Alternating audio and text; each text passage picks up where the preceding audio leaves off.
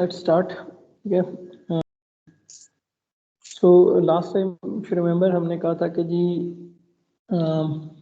कि जो introductory part है वो बेसिकली उसके ऊपर हमने ऑलरेडी 2 लेक्चर स्पेंड कर दिए हैं. तो दैट वाज जो उसकी कुछ स्लाइड्स बाकी रह गई थी वो आप अपने तौर पर अगर if you want to go over them then well and good, कि उसमें कुछ इंफॉर्मेशन है जो कि if you are interested in that particular area तो आप उसमें लिंक्स वगैरह भी उसमें गिवन है और आप उसको मज़ीद एक्सप्लोर कर सकते हैं. लेकिन मेरे ख्याल में एक ओवरऑल जो है ना ओवरव्यू हो चुका था कि जी EM फील्ड्स क्या क्या है और बेसिकली इसकी एप्लीकेशंस, मॉडर्न एप्लीकेशंस कहाँ पे. ठीक है. सो इंशाल्लाह today we are going to start vector calculus chapter. Let me share my screen. Okay. So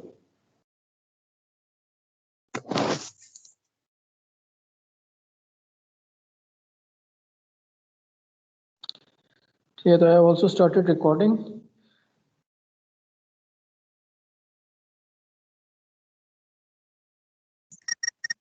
So you should be able to see the slides now.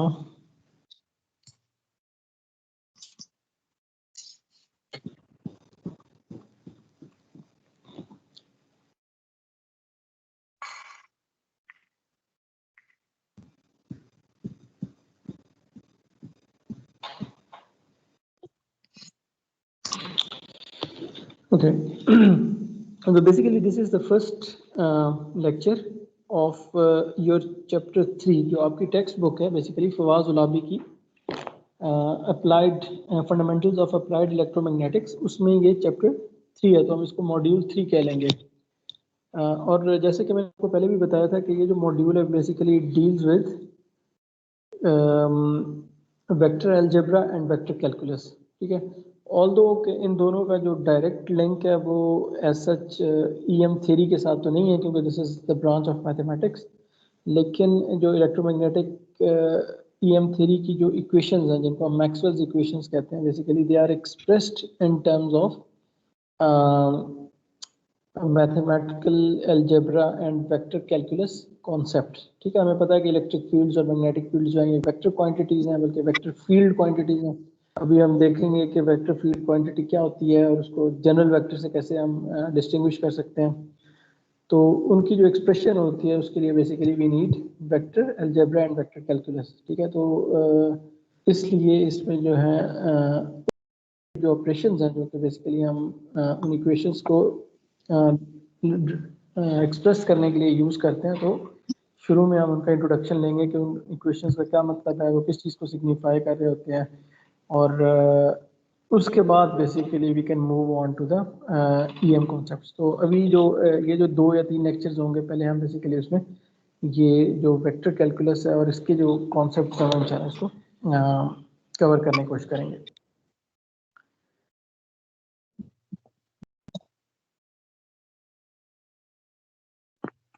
Okay. तो इसमें basically कह रहे हैं कि जो 2 मेजर सेक्शंस हैं. एक तो वेक्टर अलजेब्रा का सेक्शन है. ठीक है. वेक्टर अलजेब्रा जो है ना इस we are going to quickly go over these concepts क्योंकि ये चीज़ें आपने बार बार देखी हुई. ये आपने FSC लेवल पे भी देखा हुआ है. वेक्टर्स की एडिशन मल्टीप्लिकेशन क्या होती है, डॉट प्रोडक्ट क्या होता है, क्रॉस प्रोडक्ट क्या होता है. ठीक है. तो basically vector addition, subtraction, multiplication ये जो चीज़ें हैं ये वेक्टर अलजेब्रा के अंदर आ जाती है. एक वेक्टर को एक्सप्रेस कैसे करते हैं, उसका मैग्नीट्यूड क्या होता है, उसका यूनिट वेक्टर क्या होता है, उसके कंपोनेंट्स फॉर एग्जांपल क्या होते हैं, फिर उसको आप उसकी एडिशन क्या होती है, उसको स्केलर से मल्टीप्लाई करना है या वेक्टर से मल्टीप्लाई करना है तो वो क्या चीज़. तो ये सारी चीज़ें जो है बेसिकली ये उसके अलजेब्रा के अंदर आ जाती हैं. ठीक है. स्टूडेंट्स इसमें से आप में से किसी का माइक अगर ऑन है तो काइंडली उसको ऑफ कर लें. तो ये जो सेक्शन है ये तो प्रिटी स्ट्रेट फॉरवर्ड और मेरे ख्याल में बहुत सिंपल है. तो हम इसमें सिंपली ये जो चीज़ें हैं ना रिवाइज करने के पॉइंट ऑफ व्यू से हम उनको गो ओवर करेंगे. उसके बाद ये जो पोर्शन है this is basically the vector calculus. ठीक है. सो दिस इज द पोर्शन जो कि अगर आपने इट्स पॉसिबल कि जो आपने कैलकुलस का कोर्स पढ़ा शायद उसमें ये चीज़ें आपने कवर की हों. ठीक है. तो लेकिन इन जनरल जो कैलकुलस का कोर्स होता है स्पेशली अगर आपने सिर्फ एक ही कोर्स पढ़ा हुआ है तो उसमें वेक्टर कैलकुलस तक प्रोबेबली हम नहीं पहुंचते. उसमें वो सिंपल कैलकुलस होती है जिसमें आपके जो फंक्शंस होते हैं वो सिंपली एक ही वेरिएबल के फंक्शन होते हैं, ठीक है। आप x के साथ जो है ना डिफरेंशियल इक्वेशंस बना के या इवन पार्शियल डिफरेंशियल इक्वेशंस भी जो होती हैं उसमें भी आपकी एक मैक्सिमम 2 वेरिएबल्स तक होते हैं। लेकिन और उसमें वेक्टर क्वांटिटीज़ नहीं होती। लेकिन यहाँ पे ये होगा कि क्योंकि we are dealing with vector quantities which are basically multi variable function. तो मेरी इलेक्ट्रिक फील्ड जो है विल सी के जी, एक तो वो वेक्टर क्वांटिटी है, उसकी हर पॉइंट पे एक डायरेक्शन डिफाइंड है, and at the same time it's a function of let's say space coordinates x y and z। तो यू कैन सी के जी it's a multi variable function. तो उसमें x y z और in fact time भी आ सकता है if you have a time varying fields. और फिर वो जो है एक फंक्शन है, और फिर that function is a vector function, ठीक है। तो उसमें साथ डायरेक्शन भी you have to take into account. तो वेक्टर के केस में आपको पता है कि आपको उसके कंपोनेंट्स होंगे। अगर आप उसको किसी कोऑर्डिनेट सिस्टम में रिजॉल्व करते हैं तो उसका x component, y component, z component, तो you have to take care of that. तो अब सवाल ये है कि अगर इस तरह की क्वांटिटीज़ हों तो उनके ऊपर जो कैलकुलस है वो कैसे ऑपरेट करती है। अगर मैंने उसका डेरिवेटिव लेना है और उसकी मैंने इंटीग्रेट करना है एक वेक्टर को, तो उसकी जो कैलकुलस है उसको हम वेक्टर कैलकुलस कह देते हैं, ठीक है। और वो generally it's more complex as compare to the simple calculus, जिसमें हम यूज टू होते हैं। एक सिंपल स्केलर फंक्शन है और वो भी जनरली एक वेरिएबल का फंक्शन होता है या मैक्सिमम 2 वेरिएबल का फंक्शन होता है। तो उसमें ये चीज़ें होती हैं, क्योंकि हम स्टार्ट कर रहे होते हैं कैलकुलस, तो वहाँ पे वो चीज़ें जो है ना वो काफ़ी सिंप्लीफाई होती हैं। लेकिन अब ये है कि since we are applying, we want to apply to electric and magnetic fields, तो इस केस में वी हैव टू कह लें कि हैव द रिक्वायर्ड, कह लें कि जो कॉम्पिटेंस है, जो उसकी जो कॉम्प्लेक्सिटी रिक्वायर्ड है, उसकी कॉम्पिटेंस हमारे अंदर होनी चाहिए। तो इसमें यू विल सी कि जी there are certain other operations जो कि हम वेक्टर कैलकुलस के अंदर आ जाते हैं, जिनका नाम शायद आपने, जिसमें ग्रेडियंट आ जाता है कि जी ग्रेडियंट ऑफ वेक्टर फंक्शन क्या होता है, या डाइवर्जेंस क्या होता है, या कर्ल क्या होता है, ठीक है। तो ये सारे जो ऑपरेशन हैं ये बेसिकली यू विल सी के जी बेसिकली हम इसमें डेरिवेटिव्स ही फाइंड कर रहे होते हैं with respect to x, with respect to y, with respect to z, और उनके मुख्तलिफ कॉम्बिनेशंस जो है that gives us these operations, ठीक है। तो इसमें हम जब इनको देखेंगे तो हम उसकी डिटेल में जाएंगे कि जी एक तो ये है कि वो कैलकुलेट कैसे करना है, ठीक है। हमारा एक मकसद ये होगा कि if you have a vector function तो उसका कर्ल कैसे कैलकुलेट करना है, उसका ग्रेडियंट कैसे कैलकुलेट करना है, उसका डाइवर्जेंस कैसे कैलकुलेट करना है। एक तो ये ऑब्जेक्टिव है, और दूसरा ऑब्जेक्टिव ये है कि वो जो आपने चीज़ कैलकुलेट की है वो आपको क्या बता रहा है, वो सिग्निफाई क्या कर रहा है। जो रिजल्ट आपके पास एक आ गया एक नंबर की फॉर्म में या एक वेक्टर की फॉर्म में, तो what is that telling me कि जी what does gradient of a vector field means, ठीक है, और what does the divergence of vector field means. क्योंकि ultimately what we want to do is कि जी हम इन कॉन्सेप्ट्स को, जो फिजिकल फिनोमेना है इलेक्ट्रिक फील्ड और मैग्नेटिक फील्ड के, उनके साथ हम उनको लिंक करना चाह रहे हैं, right. So this is physics and this is not simply pure math. तो we want to understand the significance of these functions. और फिर ऑफ कोर्स इसमें जो एक तीसरा और इम्पोर्टेंट सेक्शन है वो बेसिकली वेक्टर्स की रिप्रेजेंटेशन है। आपको पता है कि जब भी हम वेक्टर को रिप्रेजेंट करते हैं तो उसको किसी कोऑर्डिनेट सिस्टम के अंदर हम उसको रिप्रेजेंट कर रहे होते हैं। और ज़्यादातर अभी जो आपने वेक्टर रिप्रेजेंटेशन की है वो 2 डायमेंशनल कार्टेशियन सिस्टम में प्रोबेबली की होगी, कि जिसमें सिर्फ एक्स और वाई कंपोनेंट होता है, जो उसको पेज के ऊपर ड्रॉ करना ईजी होता है। लेकिन विल सी के जी कार्टेशियन कोऑर्डिनेट सिस्टम, एक तो यह कि हम 3 डायमेंशन में चले जाएंगे, क्योंकि हमारी जो इलेक्ट्रिक फील्ड सेशन है, चाहे वो इलेक्ट्रिक फील्ड किसी चार्ज की वजह से है या मैग्नेटिक फील्ड किसी करंट की वजह से है, तो वो स्पेस के अंदर एग्जिस्ट कर रहा है। और स्पेस आपको पता है कि हमारी 3 डायमेंशनल होती है। तो basically are vector quantities will be 3 dimensional quantity. So we have to जो कोऑर्डिनेट सिस्टम है हम we can no longer work with the simplified version, जिसमें हम सिर्फ 2D वेक्टर्स को कंसिडर करते थे। तो first of all we have to add the extra dimension, जिसमें कि ताकि वो मोर जनरल सिचुएशन जो है वो हमारे पास हो अवेलेबल। तो हमारे पास, और फिर ये है कि यू विल सी के जी जो एक वेक्टर है उसको रिप्रेजेंट करने के मुख्तलिफ तरीके हो सकते हैं। आप उसको रेक्टेंगुलर या कार्टेशियन कोऑर्डिनेट सिस्टम्स के अलावा हमारे पास जो है सिलेंड्रिकल कोऑर्डिनेट्स या स्फेरिकल कोऑर्डिनेट्स जो है उसके अंदर भी हम अपने वेक्टर्स को एक्सप्रेस कर सकते हैं, और उसको भी हम देखेंगे कि उसका फ़ायदा क्या है, क्योंकि उसमें कुछ प्रॉब्लम्स ऐसे होते हैं कि they have a certain symmetry, या उनकी स्फेरिकल सिमेट्री है या सिलेंड्रिकल सिमेट्री है, तो if they have a particular symmetry then expressing the vectors in those type of coordinate systems actually helps क्या उसे कह रहे हैं कि उसकी जो मैथमेटिकल मैनिपुलेशन है वो बहुत सिंप्लीफाई हो जाती है, बहुत सारी चीज़ें जो है उसमें आपको कैंसिल आउट हो जाती हैं, या उनको आपको एक्सप्रेस ही नहीं करना पड़ता उस सिमेट्री की वजह से, ठीक है। तो कीपिंग इन माइंड कि आपका जो प्रॉब्लम है वो किस तरह का है, उसकी सिमेट्री जो है ना आपको बड़ी वाजे नज़र आ रही होगी, अच्छा मेरा ये प्रॉब्लम है ना, तो इसकी स्फेरिकल सिमेट्री है, तो वहाँ पे if you work with spherical coordinate systems तो आपका जो प्रॉब्लम है वो बहुत सिंप्लीफाई हो जाएगा। लेकिन अगर वही प्रॉब्लम जो एक सिंपल प्रॉब्लम है, फॉर एग्जांपल वो आप कार्टेशियन कोऑर्डिनेट सिस्टम में करेंगे तो उसके आपके बहुत सारे कंपोनेंट्स बन जाएंगे, हर कंपोनेंट को आपको डील करना, तो दैट बिकम्स वेरी डिफिकल्ट, मतलब उसकी एनालिटिकली स्पेशली अगर आप सॉल्व कर रहे हैं तो that becomes very very difficult. तो इस वजह से हमने बेसिकली एक कोऑर्डिनेट सिस्टम नहीं पढ़ना, हमने 3 कोऑर्डिनेट सिस्टम पढ़ने हैं, so that we have an understanding of different symmetries and we can express or solve problems in these coordinate systems। और चूंकि ये 3 मुख्तलिफ कोऑर्डिनेट सिस्टम हैं तो then we need to know कि जी हमने एक कोऑर्डिनेट सिस्टम से दूसरे कोऑर्डिनेट सिस्टम में कैसे जाना है। एक वेक्टर अगर एक कोऑर्डिनेट सिस्टम में एक्सप्रेस्ड है तो उसको दूसरे कोऑर्डिनेट सिस्टम के अंदर कैसे एक्सप्रेस करना है, ठीक है। तो ये भी फिर सारी बात इसी का पार्ट होगा, ठीक है। और फिर एट द सेम टाइम ये जो नीचे कैलकुलस वेक्टर कैलकुलस के ऑपरेशन हम देख आए हैं, ग्रेडियंट, डाइवर्जेंस और कर्ल, तो इनकी रिप्रेजेंटेशन भी बदल जाएगी। अगर इसकी कैलकुलेशन आपने कार्टेशियन कोऑर्डिनेट सिस्टम के केस में करनी है तो उसको कैलकुलेट करने का और तरीका है, उसका फॉर्मूला और होगा। अगर वही कैलकुलेशन कर्ल या डाइवर्जेंस की अगर आपने स्फेरिकल कोऑर्डिनेट्स में करनी है या सिलेंड्रिकल में करनी है तो उसका फार्मूला चेंज हो जाएगा, ठीक है। तो ऑफ कोर्स मतलब जब उसकी वेक्टर की रिप्रेजेंटेशन चेंज हो गई है तो फिर उसका जो ऑपरेशन है उसकी भी फॉर्म चेंज हो जाएगी। तो ये जो बेसिकली ये सारे जो टॉपिक्स है, this is part of this chapter and that's what we need as a basis to understand the mathematical relations, जो कि बाद में हम ईएम के स्टडी करें। Okay, so let's move on. तो सबसे पहले तो हम बेसिकली देखते हैं कि जी वेक्टर्स का क्या फ़ायदा है। So vectors basically are used for analysis of force and flow fields, ठीक है। फील्ड्स अभी हम देखेंगे कि बेसिकली फील्ड एक वो क्वांटिटी होती है जो कि आपके स्पेस कोऑर्डिनेट्स के ऊपर डिफाइंड होती है, ठीक है।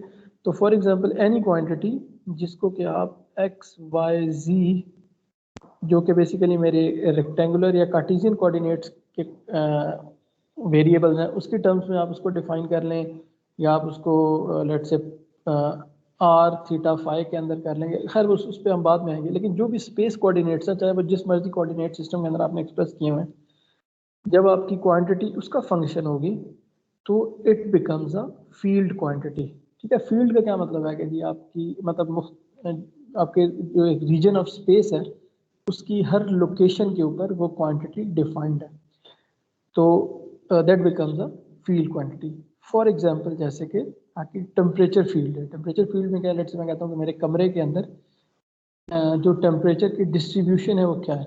हो सकता है कि एक कोने पे हीटर लगा हुआ है या कोई हीट सोर्स है, तो वहाँ पे टेम्परेचर जो है ना उस रीजन में टेम्परेचर ज़्यादा है। जैसे जैसे मैं हीट सोर्स से दूर होता जा रहा हूँ तो वहाँ पे हीट टेम्परेचर जो है वो कम होता जा रहा है, डिफरेंट होता जा रहा है। तो इस तरह मैं एक फंक्शन डिफाइन कर सकता हूँ जो मेरे टेम्परेचर को रिप्रेजेंट कर रहा है, जिसमें मैं एक्स वाई और जी की कोऑर्डिनेट की वैल्यूज अगर डालूं तो वो मुझे एक जवाब दे देगा, अच्छा इस पॉइंट पे इस पॉइंट पे स्पेस के अंदर जो है आपके टेम्परेचर की ये पर्टिकुलर वैल्यू है, ठीक है। So then that becomes a temperature field, because now we are defining the temperature in terms of कह लें कि उसको एक फंक्शन से रिप्रेजेंट कर रहे हैं जो कि उस पूरे रीजन के अंदर उस टेम्परेचर की डिस्ट्रीब्यूशन को एक्सप्रेस कर रहा है। तो ये फील्ड्स जैसे मैंने कहा कि और भी बहुत सारी हो सकती हैं, जिसमें आपकी चार्ज डिस्ट्रीब्यूशन हो सकती है कि आपका चार्ज जो है वो मुख्तलिफ लोकेशन पे किस तरीके से डिस्ट्रीब्यूटेड है। किस लोकेशन पे कितना चार्ज पड़ा हुआ है, किस पे है या नहीं है। ये आपकी इलेक्ट्रिक फील्ड हो सकती है, मैग्नेटिक फील्ड हो सकती है। इन जनरल जो वेक्टर्स के केस में ये जो फील्ड होती है ना, ये क्वांटिटी आपकी स्केलर भी हो सकती है और वेक्टर भी हो सकती है। जैसे कि अभी हमने टेम्परेचर की एग्जांपल देखी, तो टेम्परेचर फील्ड जो होती है that's a scalar field. Temperature की कोई डायरेक्शन नहीं है, आप कहते हैं कि इस पॉइंट पे इतने सेंटीग्रेड टेम्परेचर है, इतने फ़ारेनहाइट टेम्परेचर है, ये नहीं है कि जी किस डायरेक्शन में है टेम्परेचर। लेकिन अगर मैं वहाँ पे हीट फ्लक्स को डिफाइन कर लेता हूँ कि हीट फ्लो की डायरेक्शन क्या है, हीट फ्लो की वैल्यू कितनी है, तो उसके साथ डायरेक्शन भी अटैच हो जाएगी, बिकॉज हीट फ्लो या heat flux is a vector quantity. तो आप कहेंगे कि जी यहाँ पे जो है ना हीट फ्लो की यह मैग्नीट्यूड है और बेसिकली उसकी डायरेक्शन ये है, जिसमें कि बेसिकली इस पॉइंट पे जो हीट फ्लो है वो इस डायरेक्शन में कर रही है, इस डायरेक्शन में ज़्यादा है या दूसरी डायरेक्शन में कम है, so on and so fourth. इसी तरह इलेक्ट्रिक फील्ड जो है वो भी एक वेक्टर फील्ड है, ठीक है। और वो उसमें भी आपको हर पॉइंट पे ना सिर्फ उसका मैग्नीट्यूड बताना पड़ता है, बल्कि आपको ये बताना पड़ता है कि अच्छा इलेक्ट्रिक फील्ड की डायरेक्शन क्या। तो जनरली जो वेक्टर यूज़ होते हैं वो फोर्स फील्ड्स या फ्लो फील्ड्स के लिए यूज़ होते हैं, ठीक है। एक तो ये कि मुख्तलिफ फोर्सेस को रिप्रेजेंट करने के लिए, जैसे इलेक्ट्रिक फोर्स है या इलेक्ट्रोमैग्नेटिक मैग्नेटिक फोर्स है, ठीक है, या ग्रेविटेशनल फोर्स है। तो उसमें हर पॉइंट पे अगर आप डिफाइन करेंगे, अच्छा इस पॉइंट पे मेरे रीजन के अंदर कितनी फोर्स एक्ट कर रही है, ठीक है। जिसमें आप फर्ज करें ग्रेविटेशनल फील्ड जब हम कहते हैं, तो ज़मीन के इर्द गिर्द का जितना रीजन है उसमें हर पॉइंट पे हम ग्रेविटेशनल फोर्स कैलकुलेट कर सकते हैं, ठीक है, कि वो ज़मीन के सेंटर से वो डिस्टेंस कितना है और उस पॉइंट से बेसिकली उसकी वहाँ पे ग्रेविटेशनल फोर्स की वैल्यू कितनी होगी। तो अब हर पॉइंट के ऊपर आप एक उसकी मैग्नीट्यूड और उसकी एक डायरेक्शन असाइन कर सकते हैं ग्रेविटेशनल फोर्स की।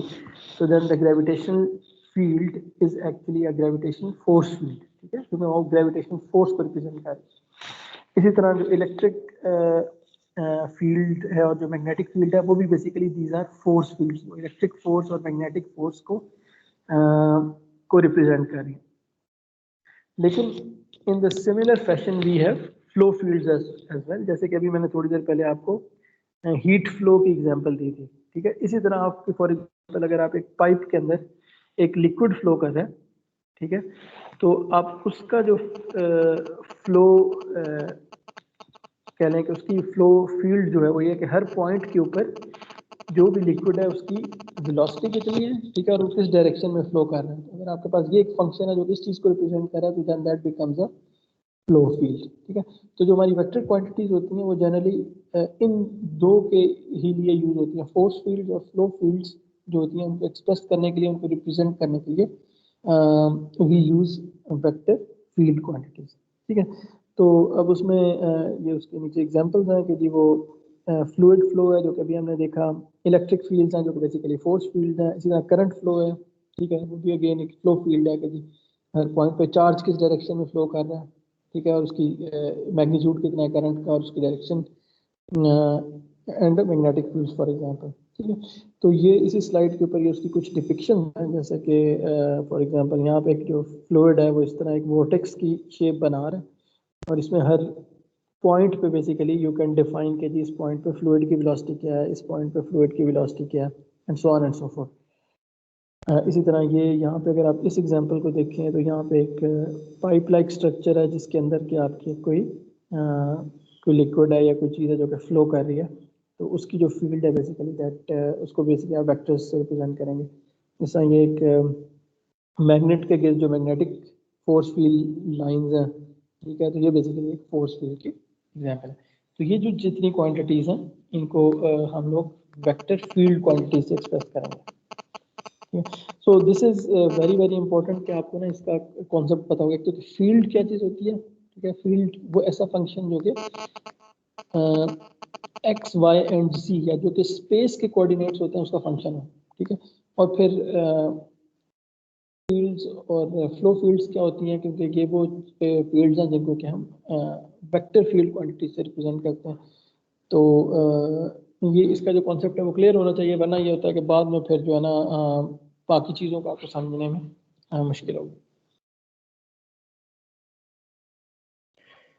ओके, तो ये फील्ड क्वांटिटी की ये जो है ना इसकी डेफिनेशन में ऑलरेडी पीछे बताए होंगे जी, it's just a special variation quantity ठीक है, क्योंकि वो स्पेस के अंदर आपकी जो क्वांटिटी है वो कैसे वेरी कर रही है। तो जाहिर बात है अगर वो स्पेस में वेरी कर रही है तो उसको आप एक फंक्शन से रिप्रेजेंट करेंगे जो कि एक्स वाई और जी का फंक्शन होगा। ठीक है, तो अब वो जो क्वांटिटी है वो ऑफ कोर्स स्केलर भी हो सकती है, वेक्टर भी हो सकती है। अगर वो स्केलर है तो then it becomes a scalar field, जैसे कि हमने टेम्परेचर की एग्जांपल देखी थी। और अगर वो क्वांटिटी एक वेक्टर है तो then it becomes a vector field.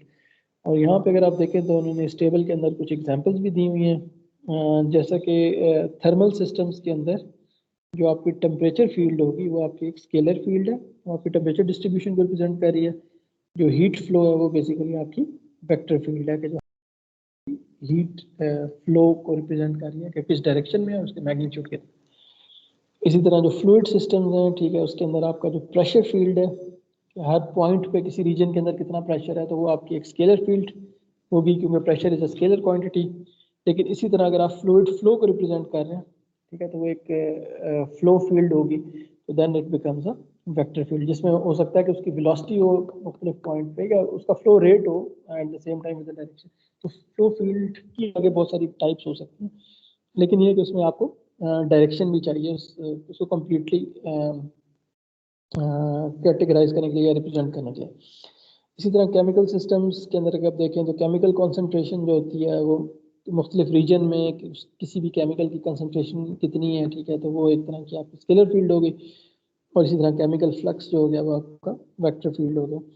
और अल्टीमेटली जो हमारी कह रहे हैं कि अभी जो सब्जेक्ट है उसमें इलेक्ट्रोमैग्नेटिक सिस्टम्स के अंदर आपकी जो पोटेंशियल डिस्ट्रीब्यूशन है, वोल्टेज की डिस्ट्रीब्यूशन है, इलेक्ट्रोस्टैटिक पोटेंशियल मुख्तलिफ रीजन्स में उसकी डिस्ट्रीब्यूशन क्या है, तो दैट्स अ स्केलर फील्ड।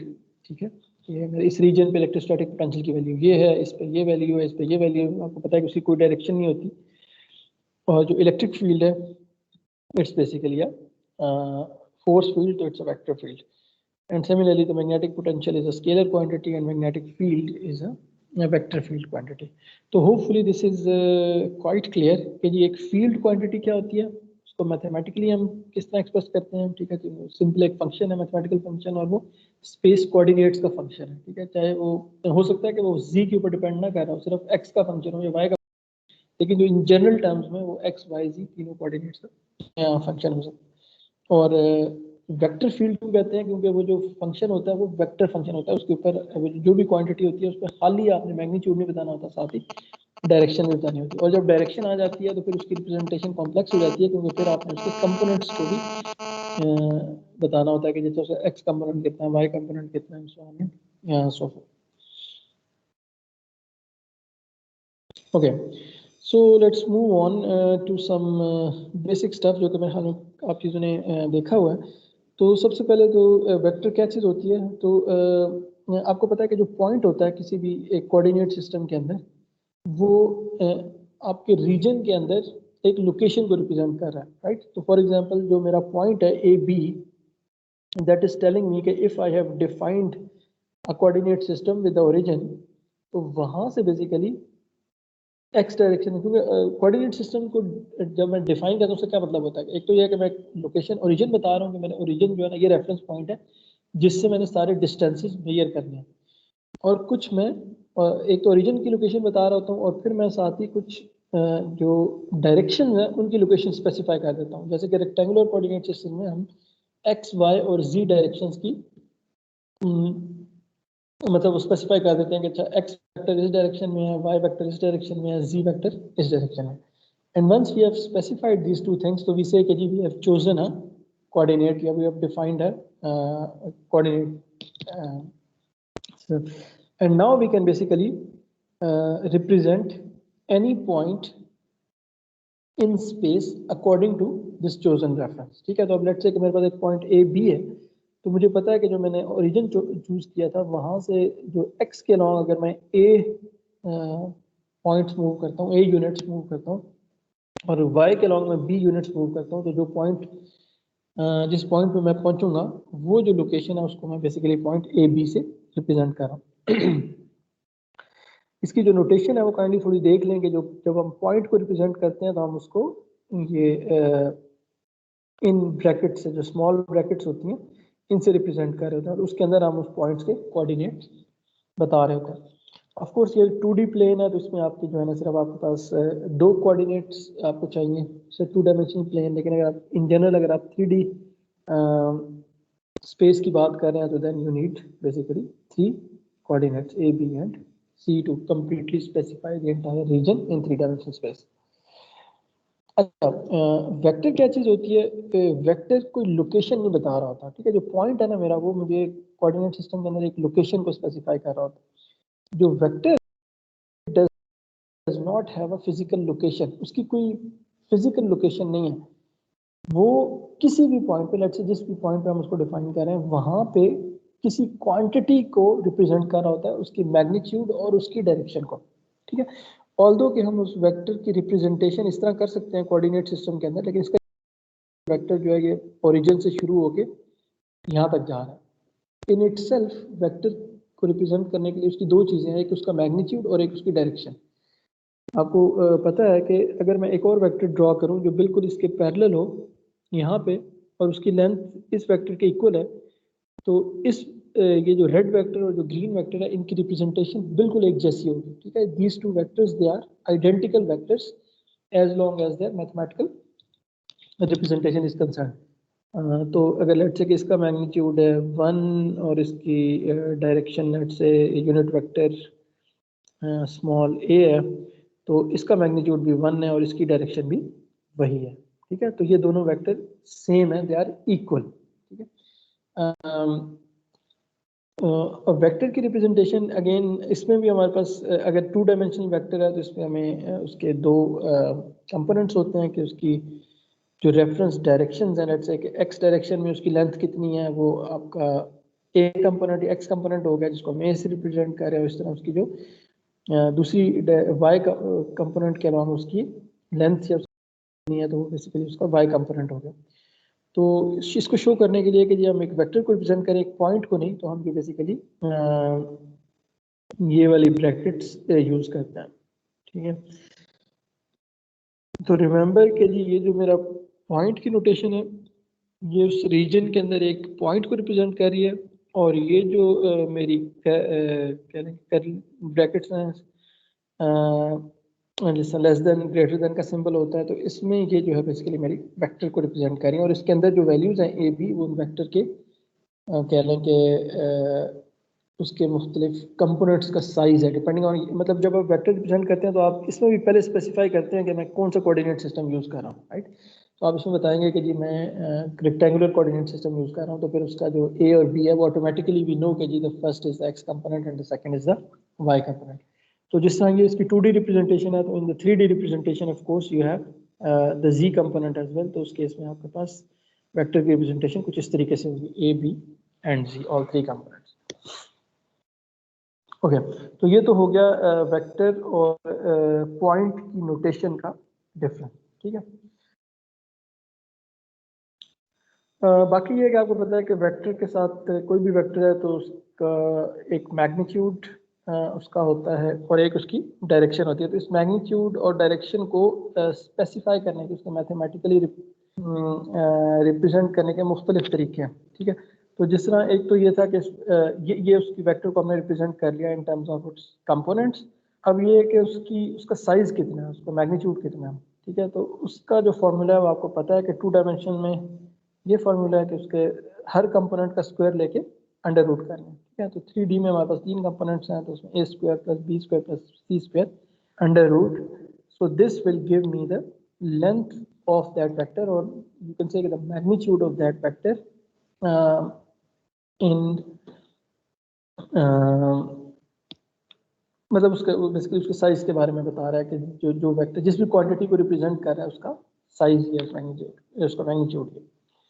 और जो उसका एंगल होता है, ठीक है, वेक्टर का, वो ऑफ कोर्स उसकी डायरेक्शन को स्पेसिफाई कर रहा होता है। तो ये जो वेक्टर का एंगल है, ऐसे आपको पता है कि that is basically tan inverse b by a, ठीक है। तो उसका जो ये वाला component divide by this component, तो this represents the angle with respect to x axis. तो जनरली जब हम उसकी डायरेक्शन डिफाइन करते हैं तो again we have to specify some conventions.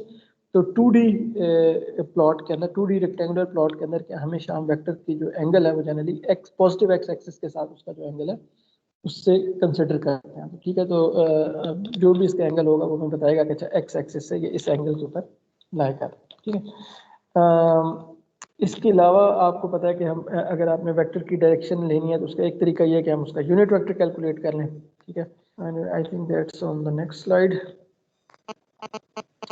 So yes, here basically आपके पास वो जो वेक्टर का मैग्नीट्यूड कैलकुलेट कर रहे हैं और उसका एंगल कैलकुलेट करने का तरीका। यहाँ पे मेरे पास ये वेक्टर था और इसका लेट्स से कि ये इसका साइज एक्स और वाई कंपोनेंट जो था वो 2 था, ठीक है। सो एक्स कंपोनेंट का साइज है वो भी 2 है और वाई कंपोनेंट का साइज भी इसका 2 है। तो ये उसकी मेरे वेक्टर की रिप्रेजेंटेशन है। अब इसका अगर मैग्नीट्यूड में फाइंड करना चाहूँ तो यू कैन सी कि जी इस फॉर्मूले से मैं इजीली फाइंड कर सकता हूँ। 2 square plus 2 square under root, तो 2 स्क्वायर 4 होता है, 4 प्लस 4 इज 8, तो अंडर रूट 8 जो है basically that is the magnitude of my vector. तो बेसिकली आप इसको 2 अंडर रूट 2 से रिप्रेजेंट कर सकते हैं। इसी तरह अगर मैं इसका एंगल फाइंड करना चाहूँ तो चूंकि इसका x कंपोनेंट और y कंपोनेंट का सेम साइज है तो दैट बिकम्स tan इनवर्स 1। तो tan इनवर्स 1 का मुझे पता है कि जी दैट इज पाई बाय 4 या 45 degree. So this vector makes 45 degree angle with the positive x axis. Another way of specifying the direction, especially this is a more general way, क्योंकि जब आप 3 dimensional space में जाते हैं तो फिर वहाँ पे आप एक एक्सिस लें और उसके साथ सारे एंगल्स आप कर रहे हो, we generally define a unit vector, ठीक है। उसके मैग्नीट्यूड को हम यूनिट कर देते हैं। मकसद ये होता है कि जी हमने सिर्फ उसकी डायरेक्शन के ऊपर फोकस करना चाह रहे हैं, we are not interested in the magnitude of that vector. उसकी मैग्नीट्यूड की जो इन्फॉर्मेशन है उसको हम एक तरह का फिक्स कर देते हैं, उसको 1 कर दिया, ठीक है। और उसके बाद जो है बेसिकली ये उसकी सिर्फ उसकी डायरेक्शन निकाल लेते हैं। तो basically this vector has the same direction as the actual vector जिसका कि ये यूनिट वेक्टर होता है और उसका जो मैग्नीट्यूड है इट इज सेट टू 1। तो उसका कैलकुलेट करने का भी तरीका आपको पता है कि जी जो यूनिट वेक्टर है, जो एक्चुअल वेक्टर है, अगर उसको उसके मैग्नीट्यूड से हम डिवाइड कर दें, क्योंकि एक्चुअल वेक्टर क्या होता है, एक्चुअल वेक्टर में उसका मैग्नीट्यूड है और उसकी डायरेक्शन है, ठीक है। तो अगर हम उसको उसके मैग्नीट्यूड को नॉर्मलाइज कर देते हैं, उसी मैग्नीट्यूड से उसको डिवाइड कर देते हैं, तो बेसिकली उसका जो मैग्नीट्यूड है वो 1 के इक्वल हो जाएगा और सिर्फ बाकी डायरेक्शन जो है वो बाकी उसकी बच जाएगी। तो that is basically the unit vector by definition, जो कि अभी मैं ऊपर डेफिनेशन देके आया। तो दैट मीन्स के जो यूनिट वेक्टर है उसकी कैलकुलेशन जो है वो बड़ी सिंपल है इस फॉर्मूले के थ्रू, कि जो भी वेक्टर की नोटेशन है वो हमारे पास पता है। लेट्स से कि पीछे में एग्जांपल देख आए हैं कि 2 था वेक्टर 2x + 2y, ठीक है। तो इसकी ये उसकी जो है कंपोनेंट्स की नोटेशन में आ गया, ठीक है। तो यहाँ पे ये x है, again this is the unit vector, और y भी एक यूनिट वेक्टर है जो कि मेरे रेफरेंस एक्सिस की डायरेक्शंस को रिप्रेजेंट कर रहे हैं, क्योंकि कोऑर्डिनेट सिस्टम हमने पहले स्पेसिफाई किया, तो उसमें मेरी x और y एक्सिस थी, तो इनकी डायरेक्शंस को शो करने के लिए हमने x और y यूनिट वेक्टर्स डिफाइन किए हुए हैं। तो ये बेसिकली आपकी कोऑर्डिनेट सिस्टम की डेफिनेशन का हिस्सा है, और अब इन यूनिट वेक्टर्स की टर्म्स में हम अपने वेक्टर को रिप्रेजेंट कर रहे हैं। तो basically 2x + 2y is my vector, और इस वेक्टर का जब मैं यूनिट वेक्टर कैलकुलेट करना चाह रहा हूँ तो मैं इसको सिंपली उसके मैग्नीट्यूड से डिवाइड कर दूंगा। इसका मैग्नीट्यूड हम पिछली स्लाइड में देखा है कि वो बेसिकली √8 था, या विच इज 2√2। तो जब हम इस वेक्टर को इसके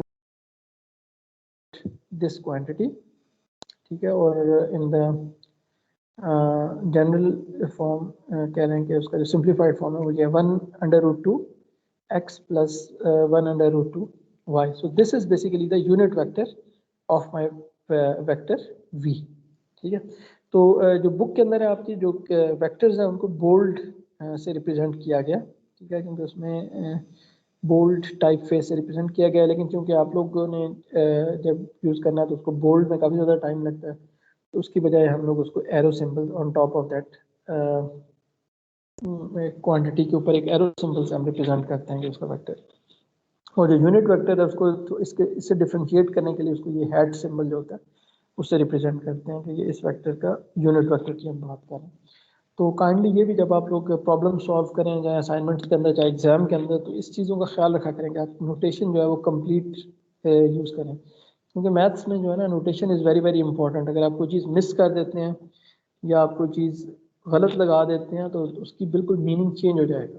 ठीक है। तो इट इज़ वेरी इंपॉर्टेंट कि आप इसको अपनी हैबिट बनाएं कि जो वेक्टर है उसकी प्रॉपर रिप्रेजेंटेशन करें। ये सिंबल्स जो हैं, जहाँ जहाँ वेक्टर क्वांटिटी आती है उसके ऊपर आपका ये सिंबल, एरो का सिंबल होना चाहिए। अगर आप ये इसको मिस करते हैं तो that leads to some other conclusion. तो मतलब सुनने देखने वाला ये कह सकता है कि जो आपके ख्याल में एक स्केलर क्वांटिटी है which would be wrong actually, ठीक है।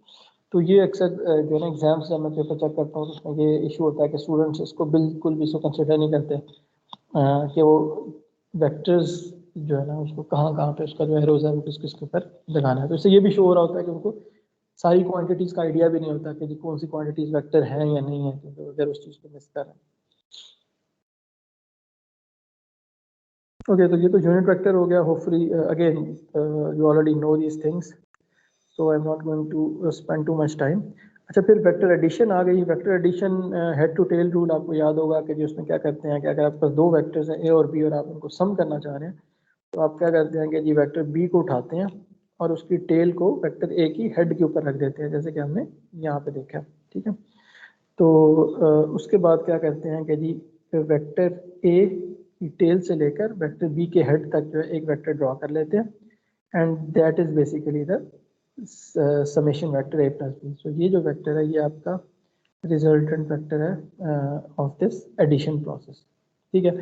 और इसको इन टर्म्स ऑफ उसकी जो मैथमेटिकल जो उसकी नोटेशन रिप्रेजेंटेशन से डायरेक्ट उसमें क्या होता है कि जी अगर ये जो वेक्टर ए था ये उसके कंपोनेंट्स x1 और y1 थे और वेक्टर बी उसके कंपोनेंट्स x2 y2 थे। तो बेसिकली जब आप ऐड कर रहे होते हैं तो उस एडिशन में क्या हो रहा होता है कि आप सिंपली उसके कंपोनेंट्स को ऐड कर रहे होते हैं। जो x कंपोनेंट्स हैं दोनों वेक्टर्स के वापस में ऐड हो जाएंगे, जो y कंपोनेंट्स हैं वो आपस में ऐड हो जाएंगे। और अगर ये 3 डायमेंशन में होता है तो z कंपोनेंट्स आपस में ऐड हो जाते हैं। तो you'll see कि जी आपका ये जो रिजल्टेंट वेक्टर है इसका जो ओवरऑल x होगा वो इसके x के और इसके x कंपोनेंट के सम के बराबर होगा। इसी तरह इसका जो y कंपोनेंट होगा वो इसके y के और इसके y के सम के बराबर होगा। एंड जो उसकी ग्राफिकल रिप्रेजेंटेशन है वो हेड टू टेल रूल के थ्रू बेसिकली आप उसको ड्रॉ कर सकते हैं, डिपिक्ट कर सकते हैं। Vector subtraction is basically vector addition. उसमें ये होता है कि जी एक सिर्फ उसके अंदर एक स्टेप हो जाता है कि जी आप बी को नेगेटिव बी बना लेते हैं, ठीक है। आप अगर आपने ए माइनस बी लेना है तो सबसे पहले तो आप एक वेक्टर का जो है नेगेटिव वेक्टर ले लेते हैं। तो नेगेटिव वेक्टर का क्या मतलब होता है, तो वही है, सिंपली उसकी डायरेक्शन जो है वो उल्ट गई है, ठीक है। तो यू कैन सी कि जी अगर बी वेक्टर था तो जो नेगेटिव बी है वो सिंपली यहीं से पॉइंट शुरू हो रहा है, लेकिन अब उसकी डायरेक्शन जो है वो रिवर्स हो गई, ठीक है। And now you use the head to tail rule. ये ए और माइनस बी को जब आपने आपस में ऐड किया तो this resultant is basically the कह लें कि जो सब्ट्रैक्शन के बाद आपका जो वेक्टर है वो ये होगा।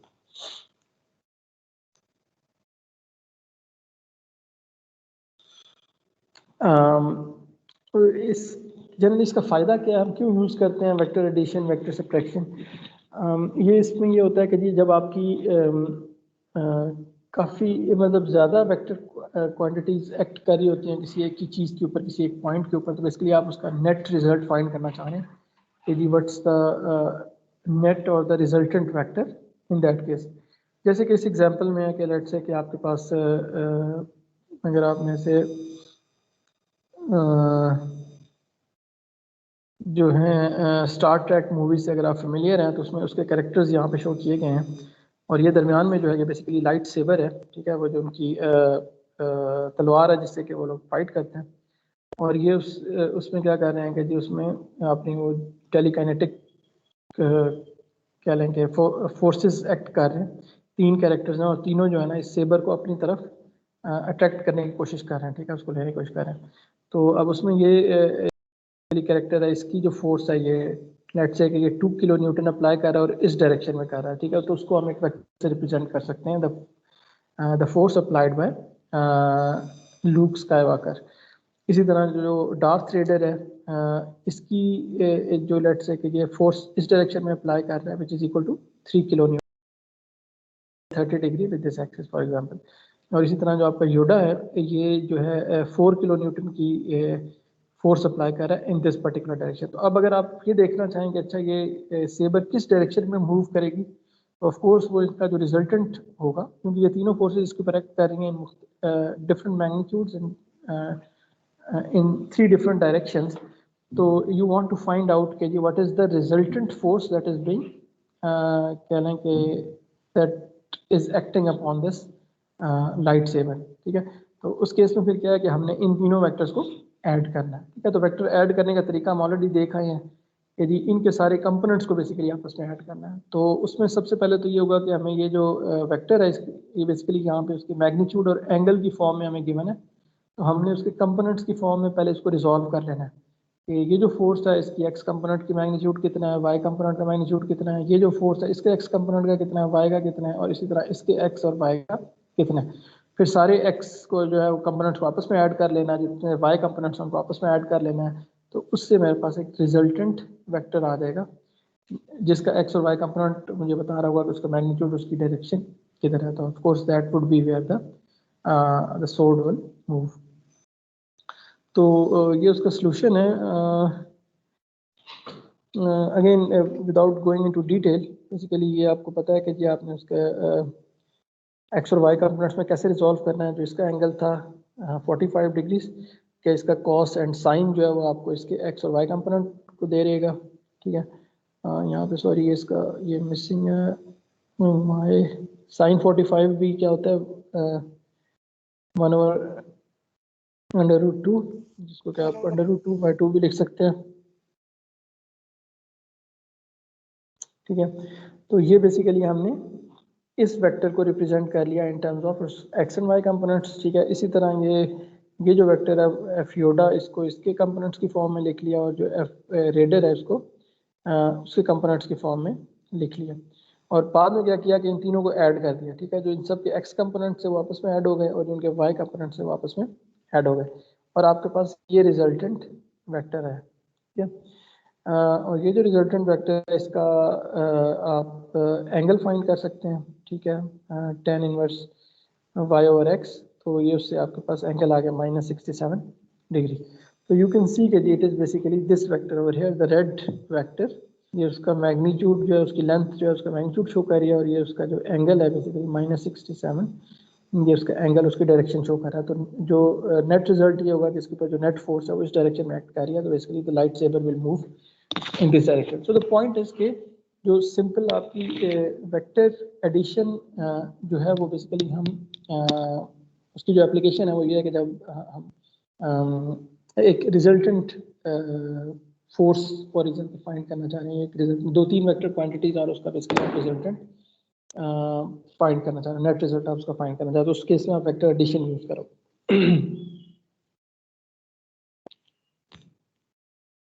Okay, so now let's move to the vector multiplication part, ठीक है।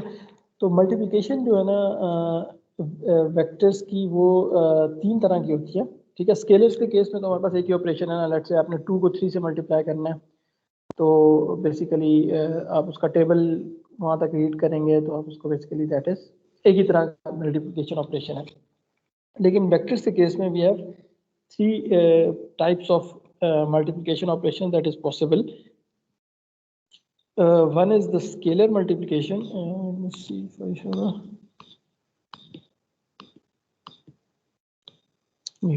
So basically there are 3 types of vector multiplication. एक जो होता है ऑपरेशन जिसको हम स्केलर मल्टीप्लिकेशन कहते हैं, उसमें क्या हो रहा होता है कि आपका जो वेक्टर है वो एक स्केलर के साथ मल्टीप्लाई हो रहा है, ठीक है। तो आपकी एक वेक्टर क्वांटिटी है लेट्स से 5x, ठीक है, चाहे वो एक फोर्स है या जो भी चीज़ है, और आप उसे कहते हैं कि अच्छा इसको अगर मैं 0.2 से मल्टीप्लाई करता हूँ तो उसका क्या जवाब आएगा, ठीक है। तो this is the simplest type of multiplication जिसमें सिर्फ ये मैग्नीट्यूड को स्केल कर रहा होता है, ठीक है। उसकी डायरेक्शन को नहीं छेड़ रहा होता स्केलर, सिर्फ उसके मैग्नीट्यूड को स्केल कर देगा, ठीक है। जो 0.2 से मल्टीप्लाई होगा तो ये 0.1 इसका आ जाएगा जवाब, 0.1x, ठीक है। लेकिन आपके पास जो वेक्टर मल्टीप्लिकेशन है फिर आगे उसकी 2 सब टाइप्स हैं, ठीक है ना। उसमें ये है कि जी आपका डॉट प्रोडक्ट है और आपका क्रॉस प्रोडक्ट है, ठीक है। तो जो डॉट प्रोडक्ट है उसमें क्या होता है कि जब 2 वेक्टर्स आपस में डॉट प्रोडक्ट से मल्टीप्लाई होते हैं तो उसके जवाब में हमें एक स्केलर मिलता है। ये स्केलर मल्टीप्लिकेशन के जवाब में हमें वेक्टर ही मिलता है, लेकिन इसमें ये होता है कि उसका जो नया वेक्टर होता है उसका जो मैग्नीट्यूड है वो स्केल हो चुका होता है, ठीक है। लेकिन वेक्टर मल्टीप्लिकेशन में हमारे पास आगे दो टाइप्स है, एक डॉट प्रोडक्ट है तो जिसमें दो वेक्टर्स आपस में मल्टीप्लाई होते हैं, लेकिन जवाब में हमें सिर्फ एक स्केलर क्वांटिटी मिलती है, उसकी कोई डायरेक्शन नहीं होती। ठीक है, आपको पता है कि डॉट प्रोडक्ट के बाद ए डॉट बी वटेवर उसकी एक वैल्यू आ जाती है, लेकिन उसमें कोई नेट डायरेक्शन नहीं होती। लेकिन जो क्रॉस प्रोडक्ट है उसमें दो वेक्टर्स आपस में मल्टीप्लाई होते हैं और जवाब में भी आपको एक वेक्टर ही मिलता है और उसकी एक मैग्नीट्यूड भी है और उसकी एक डायरेक्शन भी है। तो यही बेसिकली जो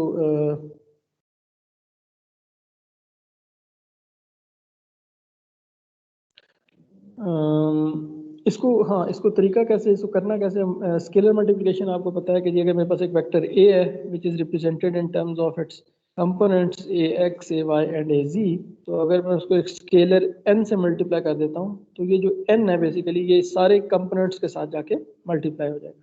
ठीक है, तो इसको स्ट्रेट फॉरवर्ड, ठीक है, और उसमें होगा ये कि जब वो सारे के सारे कंपोनेंट्स स्केल हो जाएंगे तो उससे उसकी डायरेक्शन के ऊपर कोई फर्क नहीं पड़ेगा। उस जो वेक्टर है बेसिकली उसकी डायरेक्शन वही रहेगी और सिर्फ उसका मैग्नीट्यूड जो है वो चेंज हो जाएगा। सो फॉर एग्जांपल जो वेक्टर ए था स्मॉल ए, उसको मैंने जब 3 से मल्टीप्लाई किया तो यू कैन सी कि जो उसका जो मैग्नीट्यूड है 3a, that is now 3 times the magnitude of vector A but it has the same direction.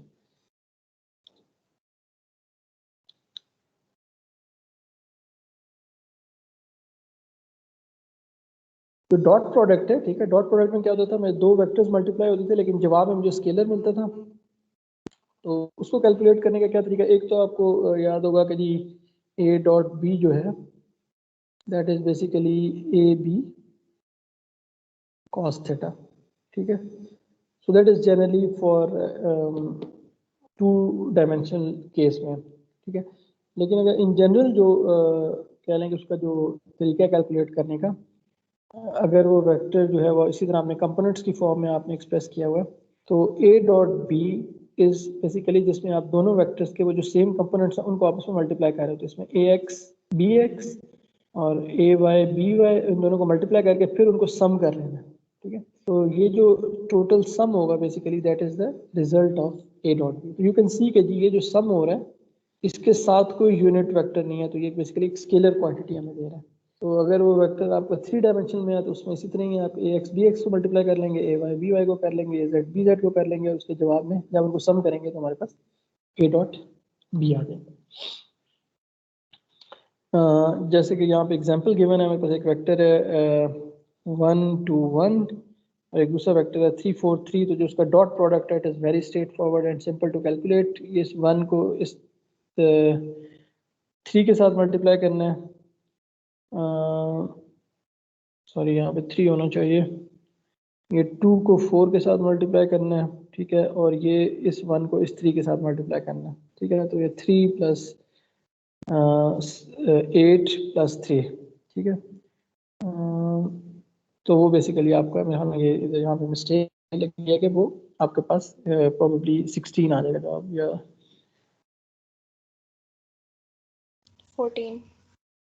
14 आ जाएगा बिल्कुल। ठीक है, तो ये जो डॉट प्रोडक्ट है वो basically it's a straight forward function. अच्छा, ये डॉट प्रोडक्ट बेसिकली स्पेसिफाई क्या कर रहा होता है, यानी उसकी कह लेंगे एक फिजिकल थोड़ी सी उसकी सिग्निफिकेंस क्या होती है। एक तो ये है कि जो डॉट प्रोडक्ट है उससे बेसिकली हम वेक्टर की प्रोजेक्शन कैलकुलेट कर सकते हैं। ठीक है, एक वेक्टर की प्रोजेक्शन किसी दूसरी वेक्टर के ऊपर प्रोजेक्शन को बेसिकली, या फिर हम उसके कह सकते हैं कि एक वेक्टर का कंपोनेंट अलोंग अनदर वेक्टर आप फाइंड कर सकते हैं। ठीक है, तो इसमें थोड़ा सा डिफरेंस है।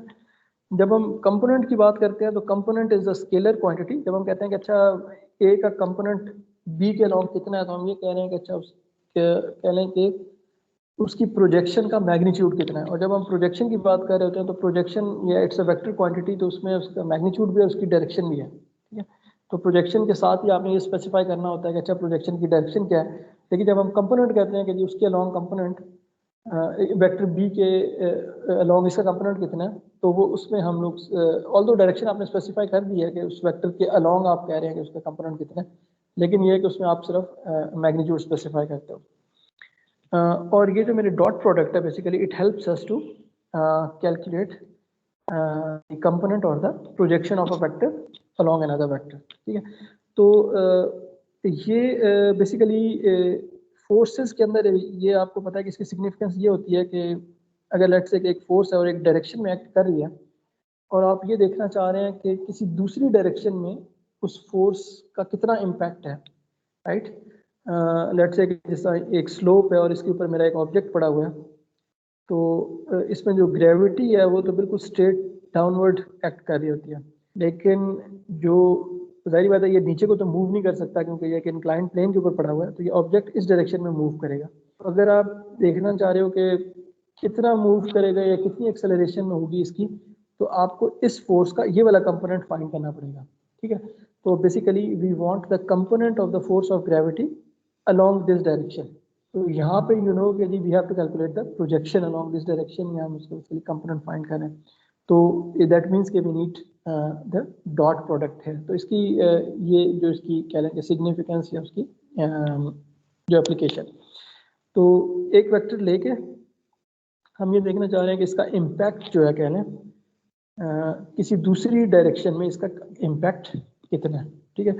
तो उसको कैलकुलेट करने का तरीका ये होता है कि इन दोनों का डॉट प्रोडक्ट आप कैलकुलेट कर लें, ठीक है, और उस डॉट प्रोडक्ट को उस जिसके अलोंग आप कंपोनेंट फाइंड करना चाह रहे हैं उस वेक्टर के मैग्नीट्यूड से डिवाइड कर दें, तो that gives you the component of the vector along that direction, ठीक है। अगेन ये आपको फॉर्मूला याद होगा, A dot B is equal to A B cos theta. तो ए कॉस थीटा बेसिकली हम फाइंड करना चाह रहे हैं, that's the component of A along B. तो बेसिकली ए डॉट बी को जब आप बी के मैग्नीट्यूड से डिवाइड करेंगे तो that gives you this component.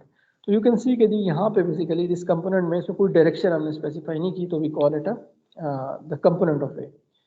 लेकिन अगर आपको प्रोजेक्शन कहा जाता है कि जी आप projection of A along B find करें, ठीक है, तो उस केस में ये है कि एक तो आपको साथ कंपोनेंट बताना पड़ेगा, उसका साइज कितना है, और साथ ही उसकी डायरेक्शन भी आप स्पेसिफाई कर रहे हो which is the equal to B unit vector, ठीक है, क्योंकि उसकी डायरेक्शन बी वेक्टर के अलोंग है। तो बी वेक्टर की डायरेक्शन क्या है, वो बेसिकली बी यूनिट वेक्टर से आप रिप्रेजेंट कर रहे हैं। तो इसके जो प्रोजेक्शन की डायरेक्शन है वो भी ये बी यूनिट वेक्टर ही स्पेसिफाई करेगा, क्योंकि ये बी वेक्टर के अलोंग है। तो इसमें फिर ये है कि इसकी जो ओवरऑल इसकी कंप्लीट रिप्रेजेंटेशन है वो ये बन जाएगी A cos theta with the unit vector. तो ये थोड़ी सी उसकी कह लें कि जो दो टर्म्स हैं उनकी डेफिनेशन में जो डिफरेंस है, जो जब आप लेट्स से कि इन टर्म्स को यूज कर रहे हैं तो काइंडली इस चीज को ध्यान में रखा करें। डॉट प्रोडक्ट की जो प्रॉपर्टीज है, जी जी सर लास्ट स्लाइड में सर वो a से मल्टीप्लाई हो रहा है, तो वहाँ पे b नहीं होना चाहिए मैग्नीट्यूड ऑफ b के लिए?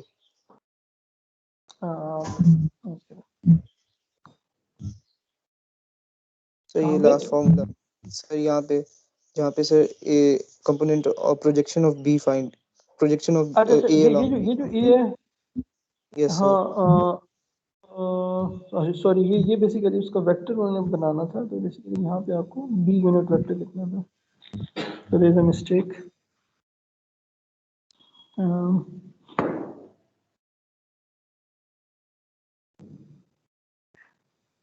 तो जैसे यहाँ पे ये बी यूनिट वेक्टर है, तो ये भी इसकी इसकी जगह पे ये चीज़ आएगी यहाँ। Thanks for pointing it. अच्छा, इसमें जो डॉट प्रोडक्ट है, एक तो उसकी उसकी कम्यूटेटिव प्रॉपर्टी को सेटिस्फाई कर रहा है, ठीक है। इट डजेंट मैटर कि आप उसको किस ऑर्डर में मतलब इसको डॉट प्रोडक्ट कैलकुलेट कर, ए डॉट बी और बी डॉट ए की वैल्यू सेम होगी। डॉट प्रोडक्ट को हम यूज़ करते हैं वेक्टर का मैग्नीट्यूड फाइंड करने के लिए भी, ठीक है। तो dot product of the vector with itself is basically the it gives the magnitude square of that vector, ठीक है। तो अगर आपके पास डॉट प्रोडक्ट है तो आप उसका अंडर रूट ले लें तो आपको उस वेक्टर का मैग्नीट्यूड मिल जाएगा। और चूंकि इसमें वो कोसाइन का फैक्टर आ रहा है, तो अगर आपके दो वेक्टर्स परपेंडिकुलर हैं तो कोसाइन 90 डिग्री हमें पता है कि वो जीरो होता है, तो उस केस में डॉट प्रोडक्ट हमेशा जीरो होगा। तो अगर आपका वेक्टर का कंपोनेंट किसी दूसरे वेक्टर पे होना चाहिए, तो इसका मतलब है कि उसके दरमियान 90 डिग्री नहीं होना चाहिए। अगर उनका आपस में कोई कंपोनेंट नहीं है एक दूसरे के ऊपर, तो हम उनको ऑर्थोगोनल या परपेंडिकुलर वेक्टर्स कहते हैं, ठीक है। और इसकी वजह से ना एक्चुअली इसकी इम्प्लीकेशन ये होती है कि कैलकुलेशंस काफ़ी सिंप्लीफाई हो जाती हैं if you have two vectors which are orthogonal, ठीक है, जिनके आपस में परपेंडिकुलर होंगे क्योंकि उनके एक दूसरे के ऊपर कोई कंपोनेंट नहीं है, जिसकी वजह से जो है वेक्टर की मैनिपुलेशंस जो है वो आपस में काफ़ी सिंप्लीफाई हो जाती हैं। और यही वजह है कि जो हमारे कोऑर्डिनेट सिस्टम्स हैं ना, उनके जो यूनिट वेक्टर्स हम रखते हैं ना, जैसे हमारा कार्टेशियन कोऑर्डिनेट सिस्टम्स में एक्स वाई और जी यूनिट वेक्टर्स हैं, तो वो सारे के सारे आपस में परपेंडिकुलर होते हैं। एक्स और वाई के दरमियान 90 डिग्री है, वाई और जी के दरमियान 90 डिग्री है, जी और एक्स के दरमियान 90 डिग्री है, ठीक है। तो सारे वेक्टर्स एक दूसरे से ऑर्थोगोनल हैं और वो मतलब एक खास वजह है जिसको हम इस ऑर्थोगोनल उसकी डायरेक्शन लेते हैं, क्योंकि अब उसमें यह है कि एक्स की डायरेक्शन जो है ना उस वाई के अलावा उसका कोई कंपोनेंट नहीं है एंड वाइस वर्सा, ठीक है। तो ये बेसिकली उससे ये होता है कि आपका जो वेक्टर की रिप्रेजेंटेशन, अब मैंने किसी और वेक्टर को इन कंपोनेंट्स की फॉर्म में लिखना है तो वो वेक्टर रिप्रेजेंटेशन काफ़ी सिंप्लीफाई हो जाती है। अगर ये ऑर्थोगोनल डायरेक्शंस ना हो हमारे कोऑर्डिनेट सिस्टम की, तो फिर आपकी जो कह लें कि उसकी वेक्टर की रिप्रेजेंटेशन है वो बहुत कॉम्प्लेक्स हो जाएगी। तो इस वजह से हम जो कोऑर्डिनेट सिस्टम यूज़ करते हैं हम उनको ऑर्थोगोनल कोऑर्डिनेट सिस्टम्स कहते हैं, क्योंकि उसके जो रेफरेंस डायरेक्शंस हैं उनके जो कह लें यूनिट वेक्टर्स हैं वो आपस में परपेंडिकुलर होते हैं, so that this condition is satisfied that x dot y is equal to 0, y dot z is equal to 0, z dot x is equal to 0। तो जब ये चीज़ें ट्रू होती हैं तो फिर ये है कि ये जो क्रॉस प्रोडक्ट हो गया, डॉट प्रोडक्ट हो गया, बाकी दूसरी चीज़ें बहुत सिंप्लीफाई हो जाती हैं।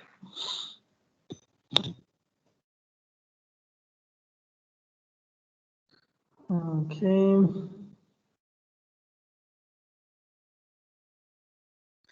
अच्छा, अगेन ये एक एग्जांपल है जिसमें कि बेसिकली अगेन वो जो मैं आपको एग्जांपल दे रहा था कि एक इंक्लाइंड प्लेन के ऊपर एक ऑब्जेक्ट पड़ा हुआ है, इसमें जो ग्रेविटेशनल फोर्स है वो तो नीचे की तरफ एक्ट कर रही है, राइट।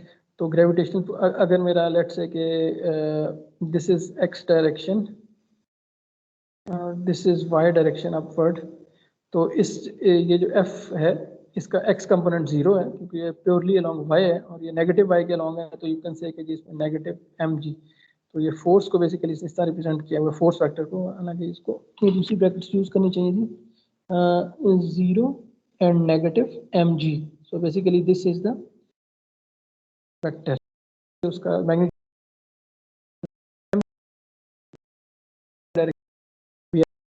एक्स कंपोनेंट है। और अब हमें ये कहा जाता है कि ये जो डी वेक्टर है लेट्स से डिस्प्लेसमेंट, इसके अलोंग जो है ना इसका कंपोनेंट फाइंड करें, इसकी प्रोजेक्शन फाइंड करें। तो ये एंगल थीटा अगर हमें गिवन है जो कि पॉजिटिव एक्स एक्सिस के साथ है, तो उसके हिसाब से बेसिकली आपने क्या फाइंड करना है, आपने एफ डॉट डी फाइंड करना है, ठीक है ना। और डी वेक्टर जो है उसको आप स्पेसिफाई कर लेते हैं, अगर आपके पास एंगल गिवन है तो वो कॉस थीटा और साइन थीटा की फॉर्म में आप उसको लिख सकते हैं और फिर उसका इजीली डॉट प्रोडक्ट कैलकुलेट कर सकते हैं एफ और डी का, ठीक है, which comes out to this. So this is basically the component m g sine theta. अगर इसका मैग्नीट्यूड एम जी था तो m g sine theta is basically the component of this vector.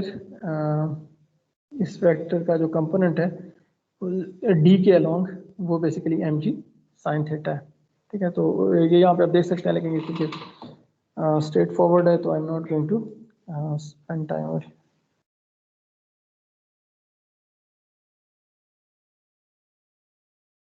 Again ये एक exercise example question है, ठीक है। इसमें आप A dot B B dot A check करके आप चेक कर सकते हैं कि ये दोनों सेम आ रहे हैं। I think it should be इसका सॉल्यूशन गिवन है।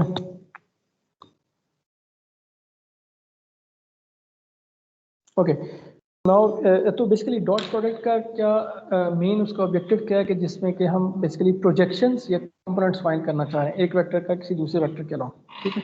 तो वो उसकी कह लें कि मेन एप्लीकेशन है डॉट प्रोडक्ट की। और डॉट प्रोडक्ट केस में ये होता है कि अगर आप दो वेक्टर्स को के ऊपर डॉट प्रोडक्ट कह लें कैलकुलेट कर रहे होते हैं तो उसका जो रिजल्ट है वो हमेशा स्केलर आना चाहिए।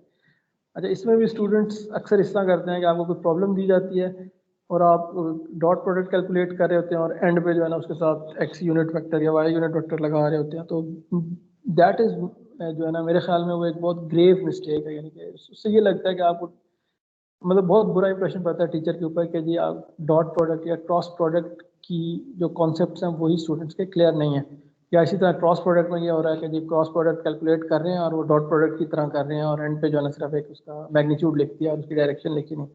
तो इसमें जो है ना काइंडली बी वेरी केयरफुल कि आपको इसमें वेक्टर्स की जो नोटेशन है, उसकी जो रिप्रेजेंटेशन है, उसके अंदर प्रॉपर आपको डॉट प्रोडक्ट और क्रॉस प्रोडक्ट कैलकुलेट करना आना चाहिए। And for different coordinate system, इसमें यह है कि जो डॉट प्रोडक्ट और क्रॉस प्रोडक्ट का कैलकुलेट करने का तरीका है, इट डजेंट मैटर कि आपका वेक्टर किस कोऑर्डिनेट सिस्टम के अंदर लिखा हुआ है, ठीक है ना, एक्स वाई या जी में या वो कार्टेशियन कोऑर्डिनेट सिस्टम में है या स्फेरिकल में है या दूसरे में है। तो जब आप डॉट प्रोडक्ट कैलकुलेट कर रहे होते हैं या क्रॉस प्रोडक्ट कैलकुलेट कर रहे होते हैं तो उसका मेथड एक ही होता है, ठीक है। ऑफ कोर्स उस वेक्टर की रिप्रेजेंटेशन डिफरेंट होती है, क्योंकि मतलब उसमें ये होगा कि जी आपका आर का कंपोनेंट है वो दूसरे वेक्टर के आर के कंपोनेंट के साथ मल्टीप्लाई हो रहा है और उसका जो थीटा का कंपोनेंट है उसके थीटा कंपोनेंट्स के मल्टीप्लाई और बाद में सारे कंपोनेंट्स का जो प्रोडक्ट है वो ऐड हो रहा है। तो मेथड उसका वही है, ऑफ कोर्स उसकी जो रिप्रेजेंटेशन है वो उस कोऑर्डिनेट सिस्टम के अंदर होगी। लेकिन ये है कि जैसे हम दूसरे कोऑर्डिनेट सिस्टम्स पढ़ेंगे तो उसमें शायद वो वाली एग्जांपल्स भी आगे आ रहे हैं। अच्छा, क्रॉस प्रोडक्ट अब आ गया। अगर आपको याद हो तो क्रॉस प्रोडक्ट में बेसिकली क्या था कि मेरे पास दो वेक्टर्स मल्टीप्लाई हो रहे होते थे और उसके जवाब में भी मेरे पास एक वेक्टर आ रहा होता था, ठीक है। तो फिर ये क्रॉस प्रोडक्ट का क्या मेथड है कि मतलब how is it different from the dot product.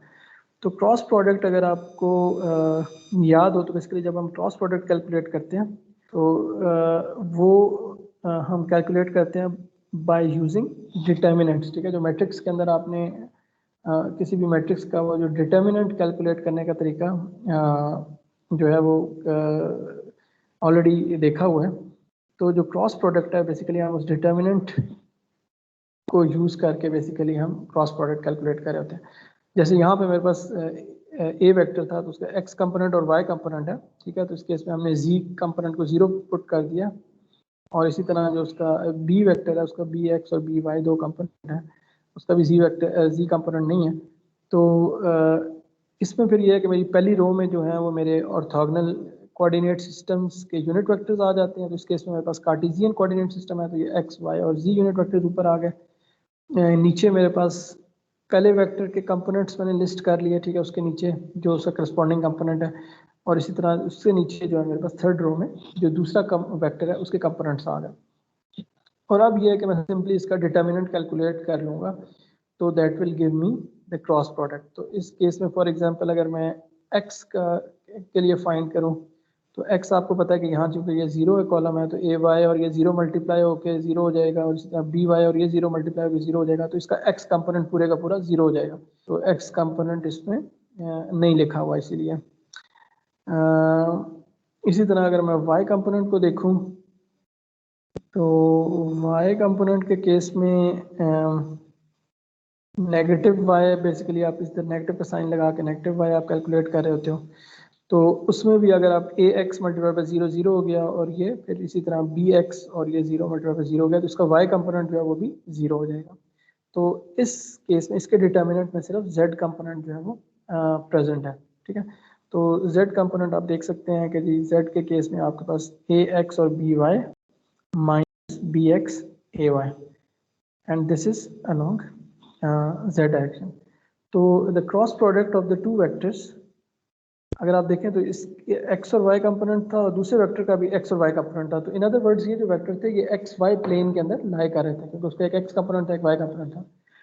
जबकि जो इनका रिजल्टेंट वेक्टर है उसकी जो डायरेक्शन है वो अलोंग z डायरेक्शन है, positive z, which is perpendicular to the plane in which both these vectors are।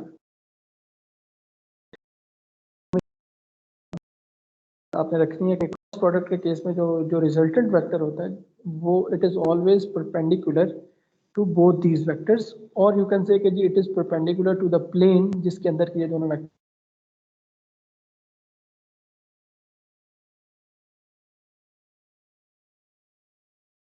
Vectors के परपेंडिकुलर है या ये कि वो इन दो वेक्टर्स ऐसी के प्लेन के परपेंडिकुलर।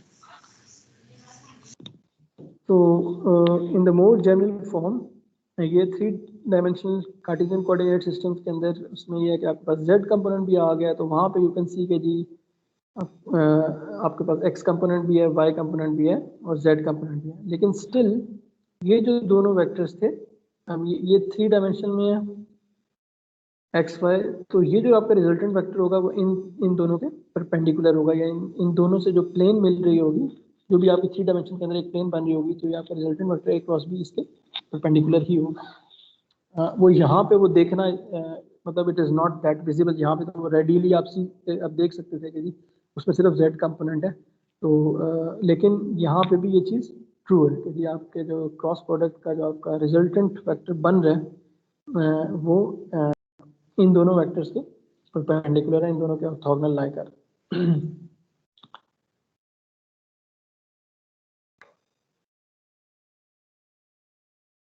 अच्छा, ये वही डिटर्मिनेंट कैलकुलेट करने का तरीका जो भी हम देख रहे थे।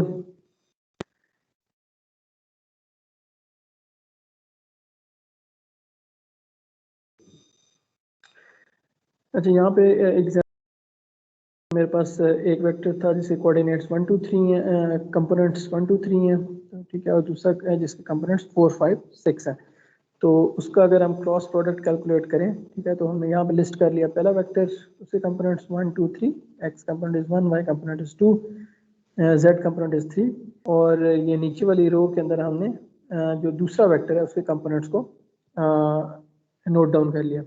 उसके बाद हमने जो रिजल्टेंट वेक्टर है उसकी एक्स वाई और जी कैलकुलेट कर ली, ठीक है। तो इसमें बस आपने एक तो साइंस का याद रखना है कि जी यहाँ पे एक्स कंपोनेंट प्लस है, we have a negative sign with the y and then we have plus sign with the z. तो ये जो नेगेटिव साइन है यहाँ पे जो आपको नजर आ रहा है, ये बेसिकली ये वाला नेगेटिव साइन नीचे है। बारह इन एनी केस आपको पता है कि डिटर्मिनेंट इस तरीके से कैलकुलेट करते हैं। बाकी फिर ये है कि यहाँ पे x कंपोनेंट का जो पर्टिकुलर डिटर्मिनेंट है वो ये वाला जो पार्ट है इसको कैलकुलेट कर लिया, 6 2 and 6 ये 12 माइनस 15, ठीक है। यहाँ पे मेरे पास 6 माइनस 12 और ये जो है मेरे पास 5 माइनस 8, ठीक है।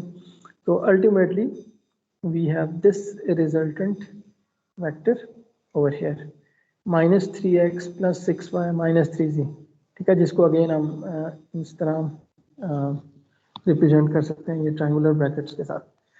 तो इसी के लिए क्रॉस प्रोडक्ट में मेरे पास एक जवाब जो है वो भी एक वेक्टर ही आया है, ठीक है। तो इसलिए उसकी जो नोटेशन है वो, अब इसमें ऐसा नहीं होना चाहिए कि आपके पास एक, आप इसको ऐड करके आपको सिर्फ एक ही नंबर आ जाए, ठीक है। अच्छे स्टूडेंट क्या करते हैं कि ये एक्स वाई जी को जो है ना लिखना भूल जाते हैं और बाद में इन सारी चीज़ों को ऐड कर देते हैं और बाद में आपके पास एक स्केलर बाद में जवाब आ जाता है, तो विच इज़ बेसिकली रॉन्ग। तो आपको क्रॉस प्रोडक्ट के केस में you should get a vector as the end result and this vector is perpendicular to both A and B.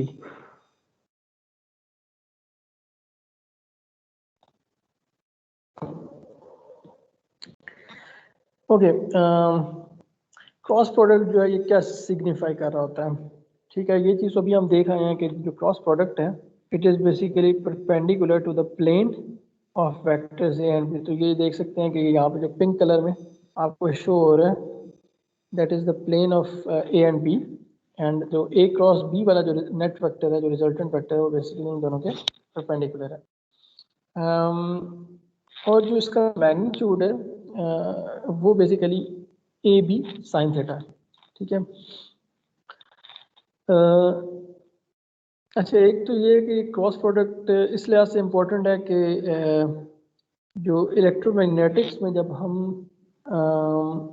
किसी भी इलेक्ट्रोमैग्नेटिक फील्ड के अंदर जो नेट फोर्स एक्ट कर रही होती है, जिसको हम लोरेंट्स फोर्स कह देते हैं, उसको कैलकुलेट करने के लिए हम बेसिकली क्रॉस प्रोडक्ट यूज़ कर रहे होते हैं, ठीक है। जो क्रॉस प्रोडक्ट है वो हमें बता रहा होता है कि जी जो फोर्स किस डायरेक्शन में एक्ट है। स्पेशली मैग्नेटिक फील्ड के अंदर आपको पता है कि अगर if you have conductor, current carrying conductor जो कि आपकी मैग्नेटिक फील्ड के अंदर लाई कर रहा है, तो उसके ऊपर जो फोर्स एक्ट करती है it is perpendicular to both the direction of the magnetic field as well as the direction of current, ठीक है। तो which is very counter intuitive के लिए करंट उसकी एक डायरेक्शन में फ्लो कर रही होती है, फील्ड लाइंस एक डायरेक्शन में होती है, लेकिन वो जो कि उन दोनों के परपेंडिकुलर डायरेक्शन में कंडक्टर मूव करता है, क्योंकि उसके ऊपर फोर्स जो है वो उनके परपेंडिकुलर डायरेक्शन में एक्ट कर रही होती है। लेकिन of course that is because के जी उसका जो रिलेशनशिप है that is given by the cross product, और जो उसका जो नेट रिजल्ट आता है उसमें जो उसकी जो डायरेक्शन होती है वेक्टर की, फोर्स वेक्टर की, that is perpendicular to the both these vectors.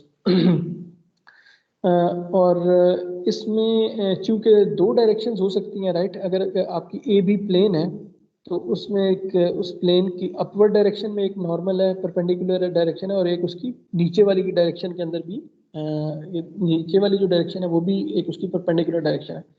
तो which direction is specified by the cross product A cross B, ठीक है। तो उसके लिए बेसिकली हम राइट हैंड रूल की कन्वेंशन यूज करते हैं, ठीक है। राइट हैंड रूल में हम क्या करते हैं कि अपनी जो फिंगर्स हैं उनको पहले वेक्टर से दूसरे वेक्टर की तरफ पैरेलल करते हैं, ठीक है। तो अगर लेट्स से कि मेरा वेक्टर ए और बी था और मैं ए क्रॉस बी फाइंड करना चाह रहा था, तो मैं ए से अपनी फिंगर्स को, राइट हैंड की फिंगर्स को ए से बी की तरफ अगर रोटेट करूंगा तो फिर उसमें जो मेरा थंब है वो पॉइंट करेगा कि मेरे ए क्रॉस बी की डायरेक्शन क्या होगी, ठीक है। तो इस केस में it points in the upward direction. लेकिन अगर मैं बी क्रॉस से फाइंड कर रहा होता, बी से ए की तरफ अपने राइट हैंड को फिंगर्स को कर्ल करूं, तो उस केस में मेरे ए क्रॉस बी की डायरेक्शन जो है वो डाउनवर्ड्स डायरेक्शन होगी। और यही वजह है कि A cross B is not equal to B cross A, A cross B is equal to minus B cross A, क्योंकि उस केस में जो उसकी डायरेक्शन है रिजल्टेंट वेक्टर की वो बदल जाती है, ठीक है। तो जो already know this, commutative properties के अंदर होल्ड नहीं करती। डॉट प्रोडक्ट केस में हमने देखा था कि A dot B is equal to B dot A, लेकिन ए क्रॉस बी के केस में ऑर्डर मैटर करता है कि आप किस वेक्टर को कौन सा वेक्टर पहले और कौन सा वेक्टर बाद में।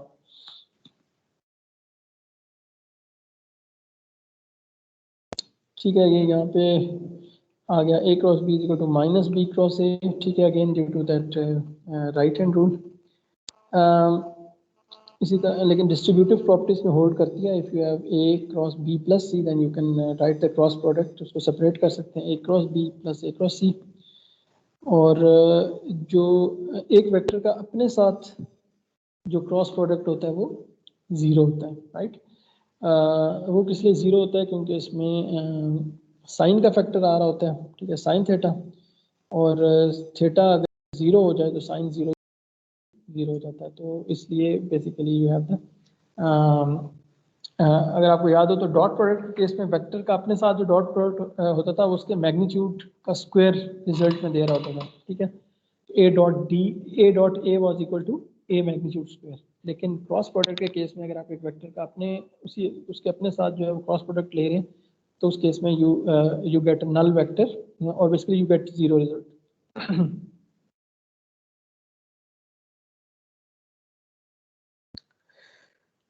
ओके, तो अभी हमने इसके वेक्टर के कॉन्टेक्स्ट में प्लेन की बात की कि जी लेट्स से कि जी मेरे दो वेक्टर्स थे, दोनों एक प्लेन के अंदर लाई कर रहे हैं। तो what do we mean by a plane? ठीक है, प्लेन का आपको पता है कि basically it's a two dimensional कह लें कि quantity. A plane is define, लेकिन उसको कहना है कि उसकी जो प्रॉपर उसकी डेफिनेशन है, तो उसमें ये है कि प्लेन को आप अगर आपने डिफाइन करना है तो उसमें सबसे पहले तो आपको एक पॉइंट लेना पड़ेगा, ठीक है, कोई भी पॉइंट जो कि उस प्लेन के अंदर लाई कर रहा हो, और एक ऐसा वेक्टर जो उस पॉइंट से, यानी कि जो नॉर्मल वेक्टर हो, ठीक है। तो which is normal to the, तो if you have a point and a normal vector, then basically that is कह लें कि the complete description of a plane, ठीक है। तो फॉर एग्जांपल अगर आप इस डायग्राम को देखें तो यहाँ पे मेरे पास एक पॉइंट है, ठीक है। Let's call this point P x Y z, जो इसके कोऑर्डिनेट्स हैं एक्स वाई जी, जो भी हमारा एक रेफरेंस कोऑर्डिनेट सिस्टम है उसके हिसाब से। और अब मैंने यहाँ एक नॉर्मल वेक्टर ले लिया n, स्मॉल n वेक्टर, जिसके के components N X N Y और एन जी हैं, ठीक है। तो ऑफ कोर्स जब हम इसको कहते हैं कि इट्स अ नॉर्मल वेक्टर, तो दैट मींस कि जी इस वेक्टर की परपेंडिकुलर जो है इस पॉइंट के ऊपर जो भी रीजन है वो जो है basically that will define the plane, जो कि ये पॉइंट और ये नॉर्मल वेक्टर मिलके जिस प्लेन को डिफाइन कर रहे हैं, ठीक है। तो इसमें ये है कि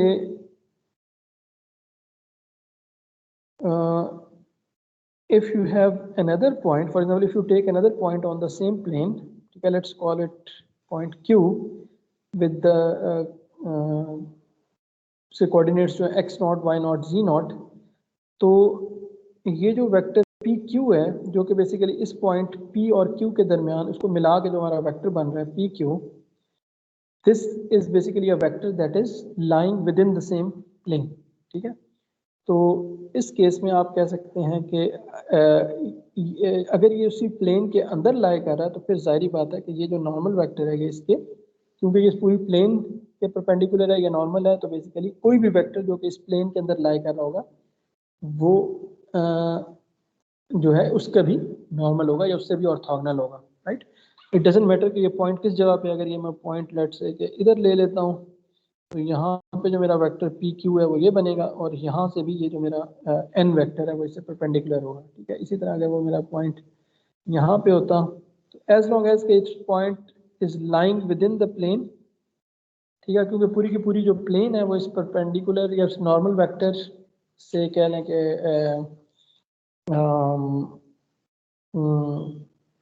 मतलब उसके परपेंडिकुलर टू है जो नॉर्मल वेक्टर है उससे, तो उसमें कोई भी वेक्टर जो उस प्लेन के अंदर लाई कर रहा होगा इट विल बी ऑर्थोगोनल या it will be normal to that normal vector N, जो कि यहाँ पे मेरे इस प्लेन का नॉर्मल वेक्टर। ठीक है, तो मैथमेटिकली बेसिकली हम इसको कैसे रिप्रेजेंट करते हैं कि जी चूँकि ये एन वेक्टर और ये P Q vector is remember a general vector. ठीक है, ये ज़रूरी नहीं है कि आपने क्यू आपके ऊपर मतलब P these two need to be in the same plane. ठीक है, as long as they are in the same plane तो ये हमेशा परपेंडिकुलर होगा एन वेक्टर के, which is the normal vector. तो अगर ये दोनों परपेंडिकुलर है तो हमें पता है कि उस केस में डॉट प्रोडक्ट जो है वो जीरो हो जाता है। ठीक है, so in other words this relationship must be true, N dot P Q is equal to zero. ठीक है, यहाँ से बेसिकली आप जो है ना उसकी जो प्लेन की इक्वेशन है उसको डिराइव कर सकते हैं इस सिंपल रिलेशनशिप से, क्योंकि ये बेसिकली ये तो कह लें कि उसकी एक डेफिनेशन है प्लेन की कि जी एक प्लेन वो है कि उसके अंदर कोई भी वेक्टर जो होगा वो it is perpendicular to the normal vector of the plane. तो बेसिकली दैट मीन्स कि this relation has to be true for all vectors जो कि उसके अंदर लाई कर रहे हैं। सॉरी, तो अब ये है कि आप इसको एक्सपेंड अगर कर लें तो पी क्यू वेक्टर क्या था। ठीक है, इसके coordinates X naught Y naught थे, पी के कोऑर्डिनेट्स एक्स वाई जी थे, तो इसके कोऑर्डिनेट्स क्या होंगे X minus X naught, Y minus Y naught and Z minus Z naught. जो मेरा पी क्यू वेक्टर है उसको हम इस तरह एक्सप्रेस कर सकते हैं, राइट। और जब मैं डॉट प्रोडक्ट का फॉर्मूला मैंने अप्लाई किया था कि इसका इस एन वेक्टर का जो एक एक्स कंपोनेंट है, उसका वाई कंपोनेंट, उसका जी कंपोनेंट है, तो एक्स के साथ मल्टीप्लाई हो जाएगा, ये वाई के साथ मल्टीप्लाई होगा, ये जी के साथ मल्टीप्लाई हो जाएगा उसके मैग्नीट्यूड के साथ।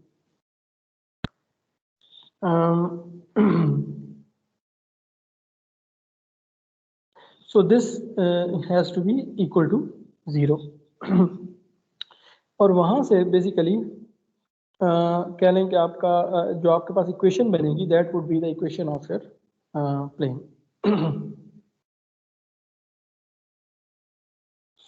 अच्छा, इसकी अगर हम एग्जांपल देख लें तो probably this will be more clear. तो लेट्स से कि we need to find the equation of a plane which is perpendicular to this vector. So this is my normal vector n, which is 2 1 3, and we are given a point which lies within the plane which is 4 5 0। ठीक है, तो यहाँ से basically हम वही relation use करके N vector की मुझे पता है एन वेक्टर का एक्स कंपोनेंट 2 है, वाई कंपोनेंट 1 है, जेड कंपोनेंट 3 है, और जो पॉइंट उसके कोऑर्डिनेट्स मुझे गिवन है 4 5 0। तो यहाँ से मैं इसको लिख सकता हूँ कि जी एन एक्स का जो मैग्नीट्यूड है वो कितना है 2 है, यहाँ पे 2 आ गया, और x माइनस एक्स नॉट, तो एक्स नॉट कितना है 4 है, तो x माइनस एक्स नॉट हो गया x minus 4, y minus Y naught हो गया। रिमेंबर ये जो दूसरा है ना x y z, ये एक आपका जनरल पॉइंट है। ठीक है, ये कोई भी पॉइंट है x y z जो कि आपकी प्लेन के अंदर लाई कर सकता है, जिसको आप you can call this point q, और ये वाला जो आपका पॉइंट था ये p पॉइंट है। ठीक है। तो जो पी क्यू वेक्टर है, पी क्यू वेक्टर जो है वो इन जनरल क्या होगा, x माइनस एक्स नॉट, तो x माइनस 4, y माइनस 5 और z माइनस 0। ठीक है। और जब हम उसका डॉट प्रोडक्ट लेंगे तो वो इसके नॉर्मल वेक्टर के कंपोनेंट्स के साथ मल्टीप्लाई होगा। ठीक है। ये 2 के साथ मल्टीप्लाई हो रहा है, ये 1 के साथ मल्टीप्लाई हो रहा है, ये 3 के साथ मल्टीप्लाई हो रहा है, और उससे basically you will get an equation in terms of x, y and z, and basically this is the equation of your plane। ठीक है। क्योंकि इसमें हमने एक जनरल पॉइंट लिया था x, y, z, इसका मतलब ये कि अगर आप x, y और z की कोई ऐसी वैल्यूज जो कि इस इक्वेशन को सेटिस्फाई कर रही हैं, वो उस प्लेन के अंदर वो पॉइंट लाया करेगा। कोई भी आप पॉइंट ले लें x, y, z और उसको मतलब इस इक्वेशन में सेटिस्फाई करा के देख लेंगे। अगर x और y और z की कोई वैल्यू इस इक्वेशन को सेटिस्फाई कर रही है, दैट मीन्स के that is part of that plane। So that means that this equation is basically characterizing a two-dimensional plane within a three-dimensional space। ठीक है। तो you can see कि जी इस तरह की एक सिंपल जो इक्वेशन है वो आपकी एक उसको हम प्लेन की इक्वेशन कह देते हैं। ठीक है। लाइन की इक्वेशन के केस में हमारे पास दो वेरिएबल होते थे, याद है, y is equal to m x plus c. ठीक है। तो प्लेन की इक्वेशन के केस में basically you have the three variables x, y and z. Okay, ये तो हो गए मल्टीप्लिकेशन। तो एक और अभी हमने जो कंसिडर किया था ना, वो ये किया था, शुरू में हमने कंसिडर किया था एक वेक्टर जो है वो एक स्केलर से मल्टीप्लाई हो रहा है। ठीक है। उसको हमने स्केलर प्रोडक्ट का स्केलर मल्टीप्लिकेशन कही थी। फिर हमने दो वेक्टर्स की आपस में मल्टीप्लिकेशन देखी थी। But what if we have more than two vectors. ठीक है। अगर मेरी तीन वेक्टर्स हैं तो उस केस में जो प्रोडक्ट है या मल्टीप्लिकेशन है उसकी क्या शक्लें हो सकती हैं। So again, without going into the details, there are two types of triple products। Triple products का मतलब ये है कि when we have three vectors, ठीक है, तो again we have two possibilities। एक possibility ये है कि मैं पहले जो दो vectors हैं उनका क्रॉस प्रोडक्ट ले लूँ b क्रॉस c, और फिर उसका a वेक्टर के साथ डॉट प्रोडक्ट ले लूँ, तो a dot b cross c। तो इस केस में मेरे पास जो जवाब आएगा वो एक स्केलर होगा, राइट, क्योंकि b क्रॉस c जो है ये मुझे एक वेक्टर देगा, और जब उस वेक्टर को मैं ए वेक्टर के साथ डॉट प्रोडक्ट लूंगा तो वो मुझे पता है कि उसका जवाब जो है वो स्केलर आना चाहिए। तो स्केलर प्रोडक्ट, इसको इसलिए स्केलर ट्रिपल प्रोडक्ट कहते हैं क्योंकि इसका जो जवाब है वो बेसिकली एक स्केलर आएगा अल्टीमेटली। लेकिन अगर मैं पहले क्रॉस प्रोडक्ट ले लेता हूँ और फिर जो मेरे पास यहाँ पे लेट्स से एक वेक्टर आता है डी, और उस डी का दोबारा मैं क्रॉस प्रोडक्ट ले लेता हूँ ए के साथ, तो इसके जवाब में मेरे पास एक वेक्टर आएगा। तो इस वेक्टर को ए क्रॉस बी क्रॉस सी को हम वेक्टर ट्रिपल प्रोडक्ट कह देते हैं, क्योंकि इसका जो रिजल्टेंट है that will give me a vector quantity. ठीक है। तो ये उसकी बेसिकली रिलेशन। अगेन दिस, ये जो इसके हम प्रूफ में नहीं जाएंगे। ठीक है। तो ए डॉट बी क्रॉस सी, इसको हम बेसिकली इस तरीके से इवेल्युएट कर सकते हैं। बेसिकली इवेल्युएट करेंगे उसका ये तरीका है, बी और सी का हम बेसिकली क्रॉस प्रोडक्ट कैलकुलेट कर लेंगे, बाद में डॉट प्रोडक्ट कैलकुलेट करेंगे। लेकिन इसमें ये है कि जी the order does not matter. A dot B cross C is same as B dot C cross A, which is the same as C dot A cross B.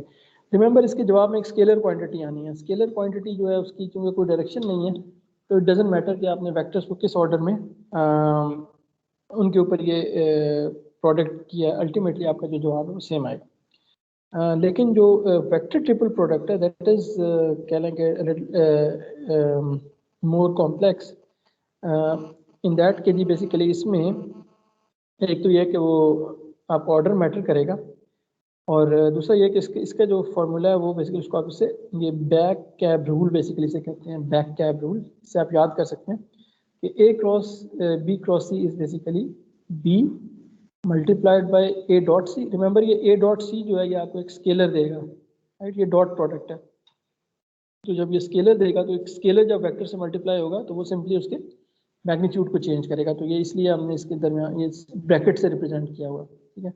इसी तरह ए dot B भी आपको एक स्केलर देगा, वो scalar quantity जब एक vector से मल्टीप्लाई होगी तो वो उसके मैग्नीट्यूड को चेंज करके आपको एक और वेक्टर दे देगा, और फिर उन दोनों वेक्टर्स को जब आप सब्ट्रैक्ट करेंगे तो वो बेसिकली आपके पास जवाब होगा ए डॉट बी क्रॉस सी का। ठीक है। तो ultimately basically you will get a vector in the end result, क्योंकि दो वेक्टर्स को जब आप सब्ट्रैक्ट करेंगे तो आपके पास जवाब एक वेक्टर ही आएगा। So these are all the products that we are going to use. ठीक है, इसमें एक आध जगह पे आपका जो वेक्टर ट्रिपल प्रोडक्ट है ये आइडेंटिटी यूज होगी जब हम कुछ इलेक्ट्रोमैग्नेटिक इक्वेशंस हैं उनको सिंप्लीफाई करने की कोशिश करेंगे, तो you should know this. But या इसके अलावा जो है ना हम इसमें अभी देखेंगे कि जी A dot B dot C नहीं है, क्योंकि A dot B dot C अगर आप देखें तो दैट्स नॉट वेरी इंटरेस्टिंग, क्योंकि बी डॉट सी क्या चीज़ है, वो पॉसिबल नहीं है. बी डॉट सी जो है वो डॉट प्रोडक्ट है, तो आपको एक स्केलर दे देगा, तो स्केलर के साथ आप डॉट प्रोडक्ट नहीं कर सकते, राइट. तो अगर आपने डॉट प्रोडक्ट लेना है या कह लेंगे आपने तो उस केस में बेसिकली आपका दो वेक्टर होने चाहिए. ठीक है, तो इस वजह से A dot B dot C जो है उसके अंदर लिस्टेड नहीं है, क्योंकि that is an invalid operation. या बी डॉट सी जो है जो आपको स्केलर देगा तो वो सिंपली उस फैक्टर से मल्टीप्लाई होगा, जैसे कि यहाँ पे आप सेकंड इक्वेशन के अंदर देख रहे हैं. ठीक है, तो उसका डॉट प्रोडक्ट नहीं हो सकता, फिर उसको आप स्केलर मल्टीप्लिकेशन कहते हैं, जैसे कि हम पहले देख रहे हैं. अच्छा, इसकी क्या सिग्निफिकेंस है स्केलर प्रोडक्ट्स की. तो जो स्केलर ट्रिपल प्रोडक्ट है, सॉरी जो ट्रिपल प्रोडक्ट्स हैं, जो स्केलर ट्रिपल प्रोडक्ट है, अगर इसमें जब आप तीन वेक्टर्स का स्केलर ट्रिपल प्रोडक्ट लेते हो, तो लेट्स से कि इन तीन वेक्टर्स को आप इस तरह का रिप्रेजेंट कर लेते हो, इन सारी की टेल्स को आप ज्वाइन कर लेते हो. ठीक है, तो लेट्स से कि this is your A vector and this is your B vector and this is your C vector. ठीक है, तो जब आप उनकी टेल्स को ज्वाइन करोगे, स्पेशली मतलब उनकी सारी बात है वो डायरेक्शन डिफरेंट है, वी आर अस्यूमिंग, अदरवाइज तो उसमें जो क्रॉस प्रोडक्ट है वो जीरो हो जाएगा.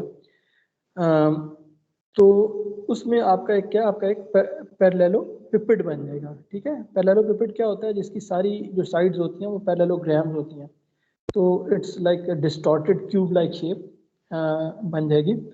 और ये जो आपका वेक्टर ट्रिपल प्रोडक्ट है, इसका जो जवाब आएगा, this is basically equal to the volume of that parallelepiped. ठीक है, तो इसके वॉल्यूम के इक्वल होगा. तो एक तरह की ये उसकी कह लें कि उसकी आप ज्योमेट्रिकल वेक्टर मतलब स्केलर ट्रिपल प्रोडक्ट की जो ज्योमेट्रिकल सिग्निफिकेंस है वो आप उसको कह सकते हैं, बेसिकली वो आपके एक पैरेललोपिपेड का आपको वॉल्यूम दे रहा है. इसी तरह जो वेक्टर ट्रिपल प्रोडक्ट है वो आपको क्या बता रहा है, अगर लेट्स से कि आपके पास तीन वेक्टर हैं ए बी और सी, तो जब आप बी क्रॉस सी ले रहे हैं तो ऑफ कोर्स ये it will be perpendicular to the plane जिसके अंदर के बी क्रॉस सी लाई कर रहे हैं. ठीक है, क्योंकि क्रॉस प्रोडक्ट में जो हमेशा जो रिजल्टेंट वेक्टर होता है it is perpendicular to both these vectors. So in other words it is perpendicular to the plane containing B and C. लेकिन जब नेक्स्ट स्टेप में हम बी क्रॉस सी को, जब ए क्रॉस बी क्रॉस सी लेंगे, ठीक है, जब ए वेक्टर को बी और सी के साथ आप दोबारा क्रॉस प्रोडक्ट करेंगे, तो इनका जो जवाब है ए क्रॉस बी क्रॉस सी, तो इसको इन दोनों के परपेंडिकुलर होना चाहिए, राइट. तो दैट मीन्स क्योंकि मुझे पता है कि ये जो पहला वेक्टर था बी क्रॉस सी, ये इस प्लेन के परपेंडिकुलर था. ठीक है, और जब इट डजेंट मैटर कि ए वेक्टर की डायरेक्शन क्या है, what ever the direction of A vector, जो इनका क्रॉस प्रोडक्ट है वो इन दोनों के परपेंडिकुलर होगा. इट मीन्स कि वो बी क्रॉस सी के भी परपेंडिकुलर होगा, और बी क्रॉस सी जब के परपेंडिकुलर होगा तो इसका लाजमी नतीजा ये है कि वो उसी प्लेन के अंदर लाई करेगा जो कि बी सी की प्लेन थी. ठीक है, तो यू कैन सी कि जी ये जो रेड वेक्टर है ये वापस उसी प्लेन के अंदर लाई कर रहा है जो कि आपकी ये प्लेन थी बी सी वेक्टर की. ठीक है, तो यहाँ पे बेसिकली जो वेक्टर ट्रिपल प्रोडक्ट है इसका जो रिजल्टेंट वेक्टर होता है it is lying in the plane of the B plane made कह लेंगे of B cross B and C vector. ये मैं जैसे कहते हैं span by B and C.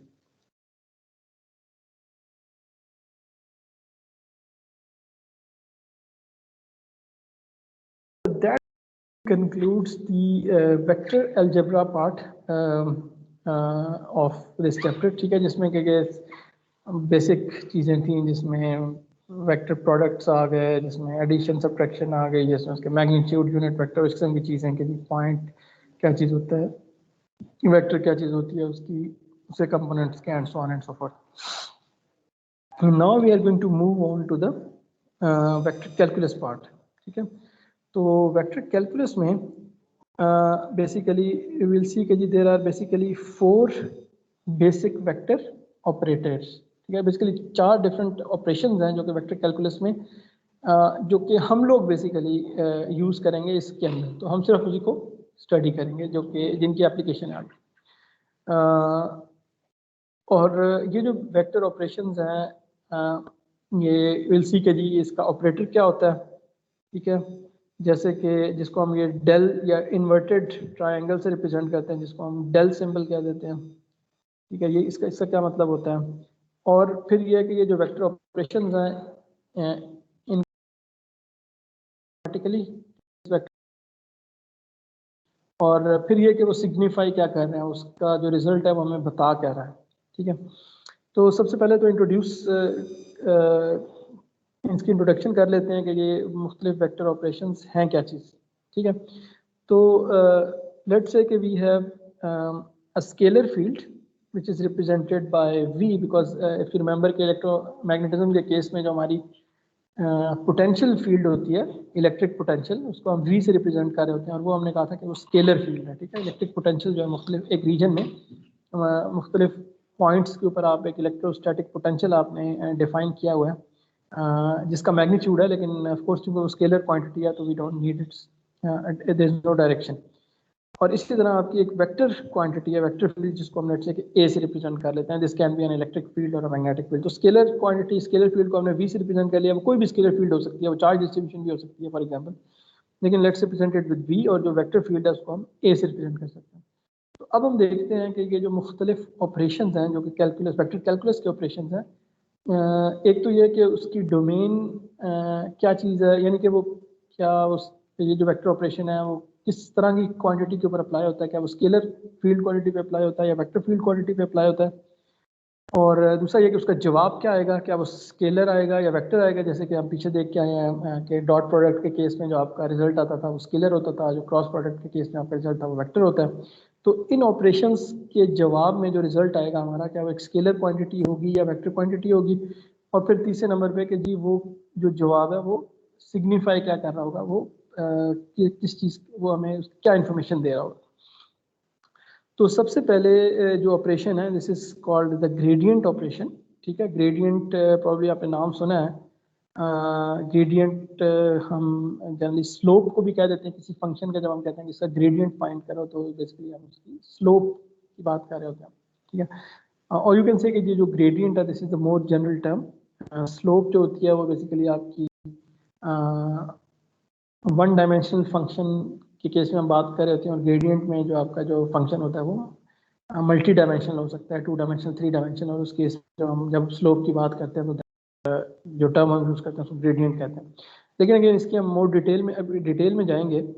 For the moment जो पहला हमारा कैलकुलस का वेक्टर कैलकुलस का ऑपरेशन है, this is called the gradient operation. इसको मैथमेटिकली हम इस तरह रिप्रेजेंट करते हैं। आपको कहा था कि ये जो डेल का सिंबल है which is the inverted triangle del V. ठीक है, तो यू कैन सी कि जी ये जो ग्रेडियंट है ये बेसिकली स्केलर फील्ड्स के ऊपर अप्लाई होता है। ये जो ऑपरेशन है ये हम स्केलर क्वांटिटीज के केस में कहेंगे कि जी कोई आप स्केलर फील्ड है तो उसका हम ग्रेडियंट फाइंड करेंगे। ठीक है, it does not apply on vector quantities. और इसके जवाब में जो आपको मिलेगा वो एक वेक्टर क्वांटिटी मिलेगी। ठीक है, तो gradient of a scalar field will give you a vector quantity. और वो जो वेक्टर क्वांटिटी है वो बेसिकली किस चीज़ को रिप्रेजेंट कर रही है, आपका जो ग्रेडियंट वेक्टर है। ठीक है, gradient vector is basically the resultant vector that you get from the gradient operation. it points in the direction of the maximum slope or it points in the direction of maximum rate of change of that quantity। ठीक है, क्योंकि ये जो आपका function है v, ये किसी चीज़ का फंक्शन है, x y z का फंक्शन है लेट से।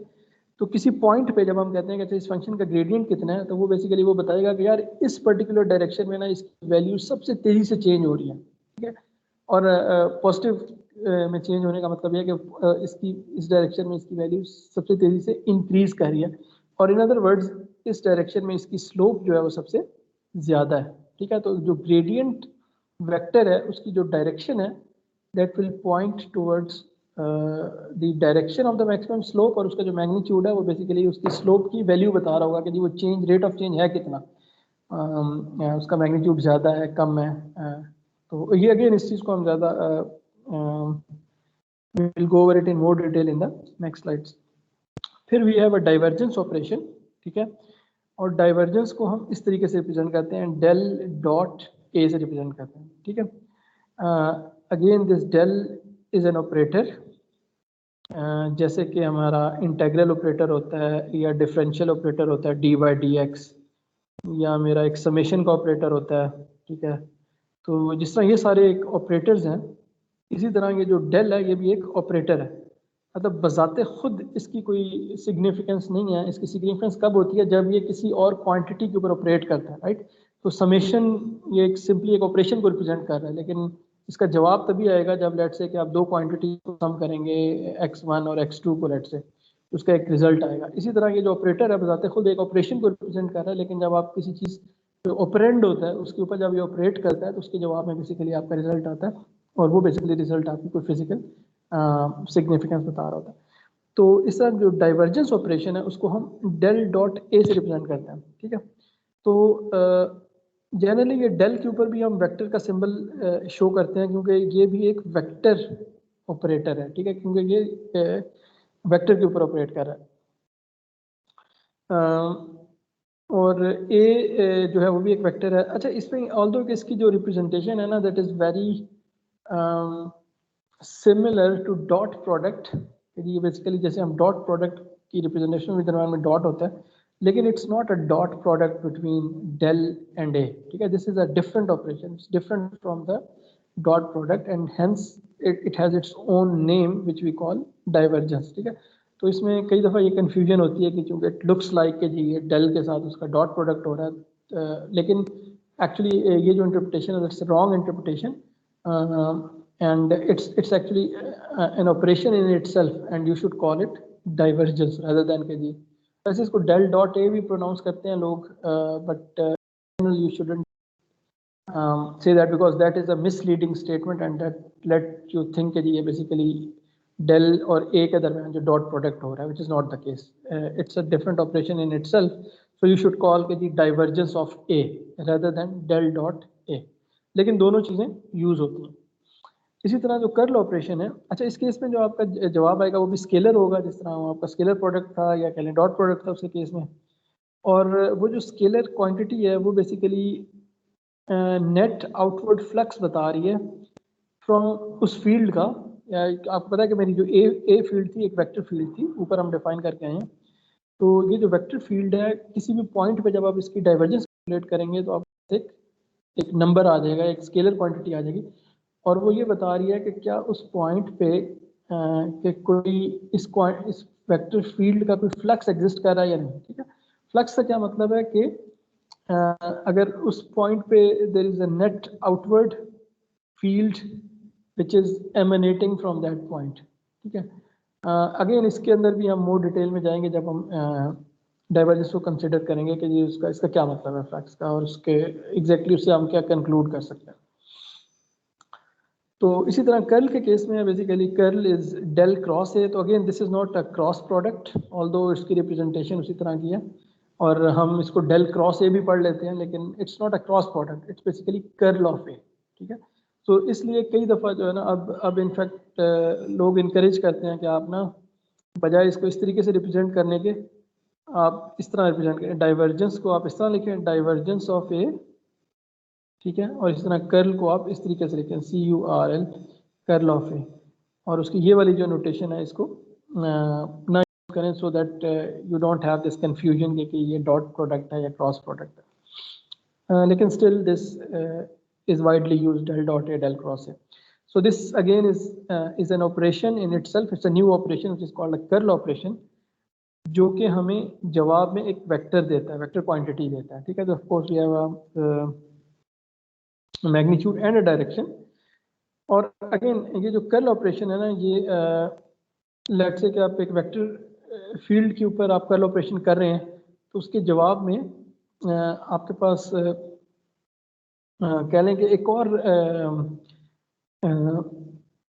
वेक्टर फील्ड जो कि हर पॉइंट के ऊपर डिफाइंड है, और फिर उसमें लेट्स से किसी पॉइंट के ऊपर आप उसका कर्ल फाइंड करते हैं। अच्छा, मैं पॉइंट के कोऑर्डिनेट देता हूँ कि अच्छा इस पॉइंट के ऊपर मुझे कर्ल की वैल्यू बताऊँ, तो जब आप उस फंक्शन के अंदर उसकी कोऑर्डिनेट्स की वैल्यू डालते हैं, एक्स वाई जी की वैल्यू डालते हैं उस पॉइंट के लिए, तो वहाँ पे आपके पास कर्ल की मैग्नीट्यूड और उसकी डायरेक्शन आ जाती है। तो ये क्या चीज़ बता रही होती है, किसी भी लोकेशन पे जो कर्ल का मैग्नीट्यूड और डायरेक्शन है, बेसिकली वो ये बता रही होती है कि ये जो फील्ड है, ठीक है, जो वेक्टर फील्ड है, इसके अंदर कोई नेट रोटेशनल इफेक्ट है या नहीं है। Basically this measures the circulation of that field quantity के उस पॉइंट पे let's say is there a circulation which is present in that field और नॉट, ठीक है, और tendency of a particle to rotate at a certain point within a field. Again इस चीज़ को भी हम जब उसको डिटेल में देखेंगे कल, तो इसके ऊपर हम फिर दोबारा डिस्कस करेंगे। और फिर जो उसकी डायरेक्शन है वो हमें ये बताती है कि वो जो रोटेशन अगर है तो वो किस डायरेक्शन में, अगर तो वो क्लॉकवाइज है तो उसकी एक डायरेक्शन है, अगर वो एंटी क्लॉकवाइज रोटेशन है तो उसकी एक दूसरी डायरेक्शन है। जिस तरह टॉर्क के केस में हमारा एक वेक्टर होता है जो कि हमें किसी भी अप्लाइड फोर्स का जो नेट उसकी रोटेशन है वो किस डायरेक्शन में है, वो टॉर्क वेक्टर बता रहा होता है, ठीक है। राइट हैंड से हम डिटरमिन करते हैं कि अगर वो एंटी क्लॉकवाइज होती है तो that is torque vector points in upward direction, और अगर वो क्लॉकवाइज होती है तो torque vector let's say points in the downward direction. तो इसी तरह ये बेसिकली जो कर्ल है ये भी बेसिकली नेट रोटेशन बता रहा होता है किसी पॉइंट के ऊपर। तो और इसका जो वेक्टर होगा वो हमें ये बताएगा कि क्या वो रोटेशन क्लॉकवाइज है या एंटी क्लॉकवाइज है, again by using the same right hand rule. और जो आखिरी और जो फाइनल ऑपरेशन है that's called the Laplacian operation and which is represented by del square A, ठीक है। तो अगेन यू कैन से कि जी basically it is the gradient of the divergence of A, कि पहले आप डाइवर्जेंस कैलकुलेट करते हैं। तो ये यू कैन सी कि जी ये बेसिकली एक वेक्टर के ऊपर लेप्लासियन अप्लाई कर रहा है। तो आप पहले वेक्टर फील्ड की डाइवर्जेंस कैलकुलेट कर रहे हैं तो उसके जवाब में आपके पास एक स्केलर आ जाएगा, और फिर जब आप उस स्केलर का ग्रेडियंट कैलकुलेट करते हैं, बेसिकली ये कह लें कि ये पहले ये वाला ऑपरेशन और फिर ये, अगर आप ये करें तो फिर उसके वो जो आपका नेट ऑपरेशन बन गया दैट्स कॉल्ड द लेप्लासियन, और इसलिए उसको डेल स्क्वायर से रिप्रेजेंट कर रहे हैं क्योंकि बेसिकली ये ऑपरेटर उसके ऊपर दो दफ़ा ऑपरेट कर रहा है, ठीक है। पहली दफ़ा वो डाइवर्जेंस की फॉर्म में और दूसरी दफ़ा वो ग्रेडियंट की फॉर्म में। तो आप इसको इस तरह भी कर सकते हैं, इसको इस तरह भी लिख सकते हैं, डेल डेल डॉट ए, ठीक है। So this is basically the Laplacian of a vector field, and we'll see कि जी basically Laplacian का भी रोल है जब हम मैक्सवेल्स इक्वेशंस जब वेव इक्वेशन कैलकुलेट कर रहे होते हैं, तो उसमें basically we get the Laplacian operation. चलेंगे डेल ऑपरेटर की मेरे ख्याल में स्लाइड है, ये हम कर लेते हैं और फिर नेक्स्ट इंशाल्लाह हम जो है ना ये दूसरे जो ऑपरेशन हैं ये डिस्कस करेंगे इन द नेक्स्ट क्लास। तो व्हाट इज़ डेल ऑपरेटर, ठीक है। तो अभी मैंने आपको बताया कि जो it's an operator like any other mathematical operator, जैसे कि हमारा इंटेग्रल का ऑपरेटर है या जैसे कि हमारा डेरिवेटिव का ऑपरेटर है, ठीक है। तो इन इटसेल्फ ये सिंपली एक ऑपरेशन को रिप्रेजेंट कर रहा है कि जी कोई भी फंक्शन होगा तो उसका आपने डेरिवेटिव किस तरीके से लेना है उसके रूल्स डिफाइंड हैं, ठीक है, या इंटेग्रल उसको किस तरह लेना है उसके रूल्स डिफाइंड हैं। लेकिन ये है कि ये ऑपरेटर है और ये ऑपरेंड का मोहताज होता है, जब तक कि कोई ऑपरेंड नहीं है तब तक कि कोई रिजल्ट हमें नहीं देगा। तो इसी तरह ये जो डेल ऑपरेटर है ये भी बेसिकली अगर आप देखें तो ये डिफरेंशियल ऑपरेशन से मिलके बना हुआ है, ठीक है। जो जो मेरे पास डेरिवेटिव का जो ऑपरेटर है वो जनरली हम लोग इसको डिफाइन करते हैं स्केलर फंक्शंस के लिए, ठीक है। तो जो डेल ऑपरेटर है वो बेसिकली चूंकि वेक्टर्स के केस में हमने इसको यूज करना होता है, तो ये कह लें कि ये उसका इसकी जो है डेरिवेटिव्स हैं with respect to x y and z दे रहा होता है, ठीक है।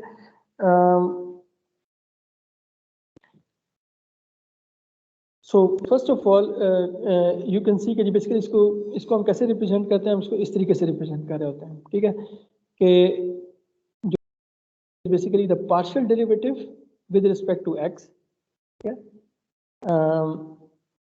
एंड उसकी जो यूनिट डायरेक्शन है वो एक्स के अलाउंग है, ठीक है। तो इसी तरह partial derivative with respect to Y, और अगेन उसकी जो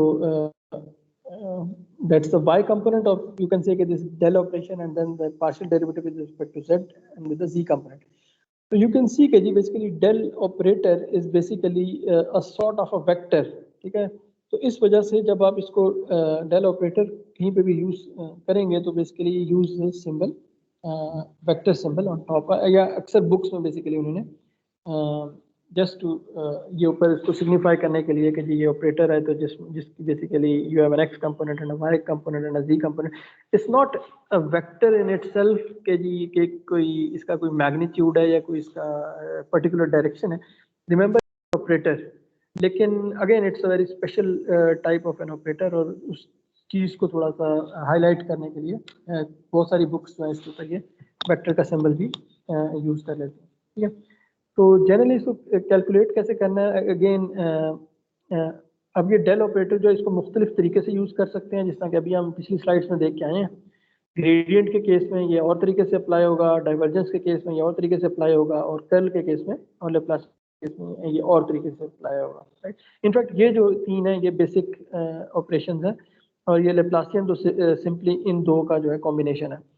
तो ये जो ऑपरेटर है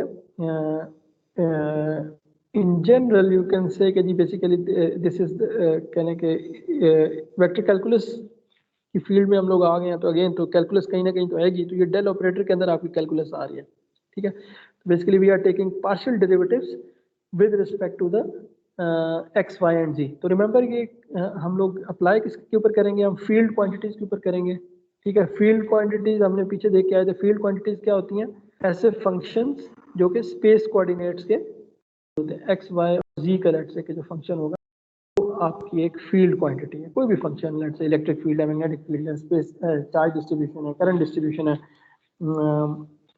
और एनीथिंग, टेम्परेचर डिस्ट्रीब्यूशन है फॉर एग्जांपल, तो दैट्स अ फील्ड क्वांटिटी।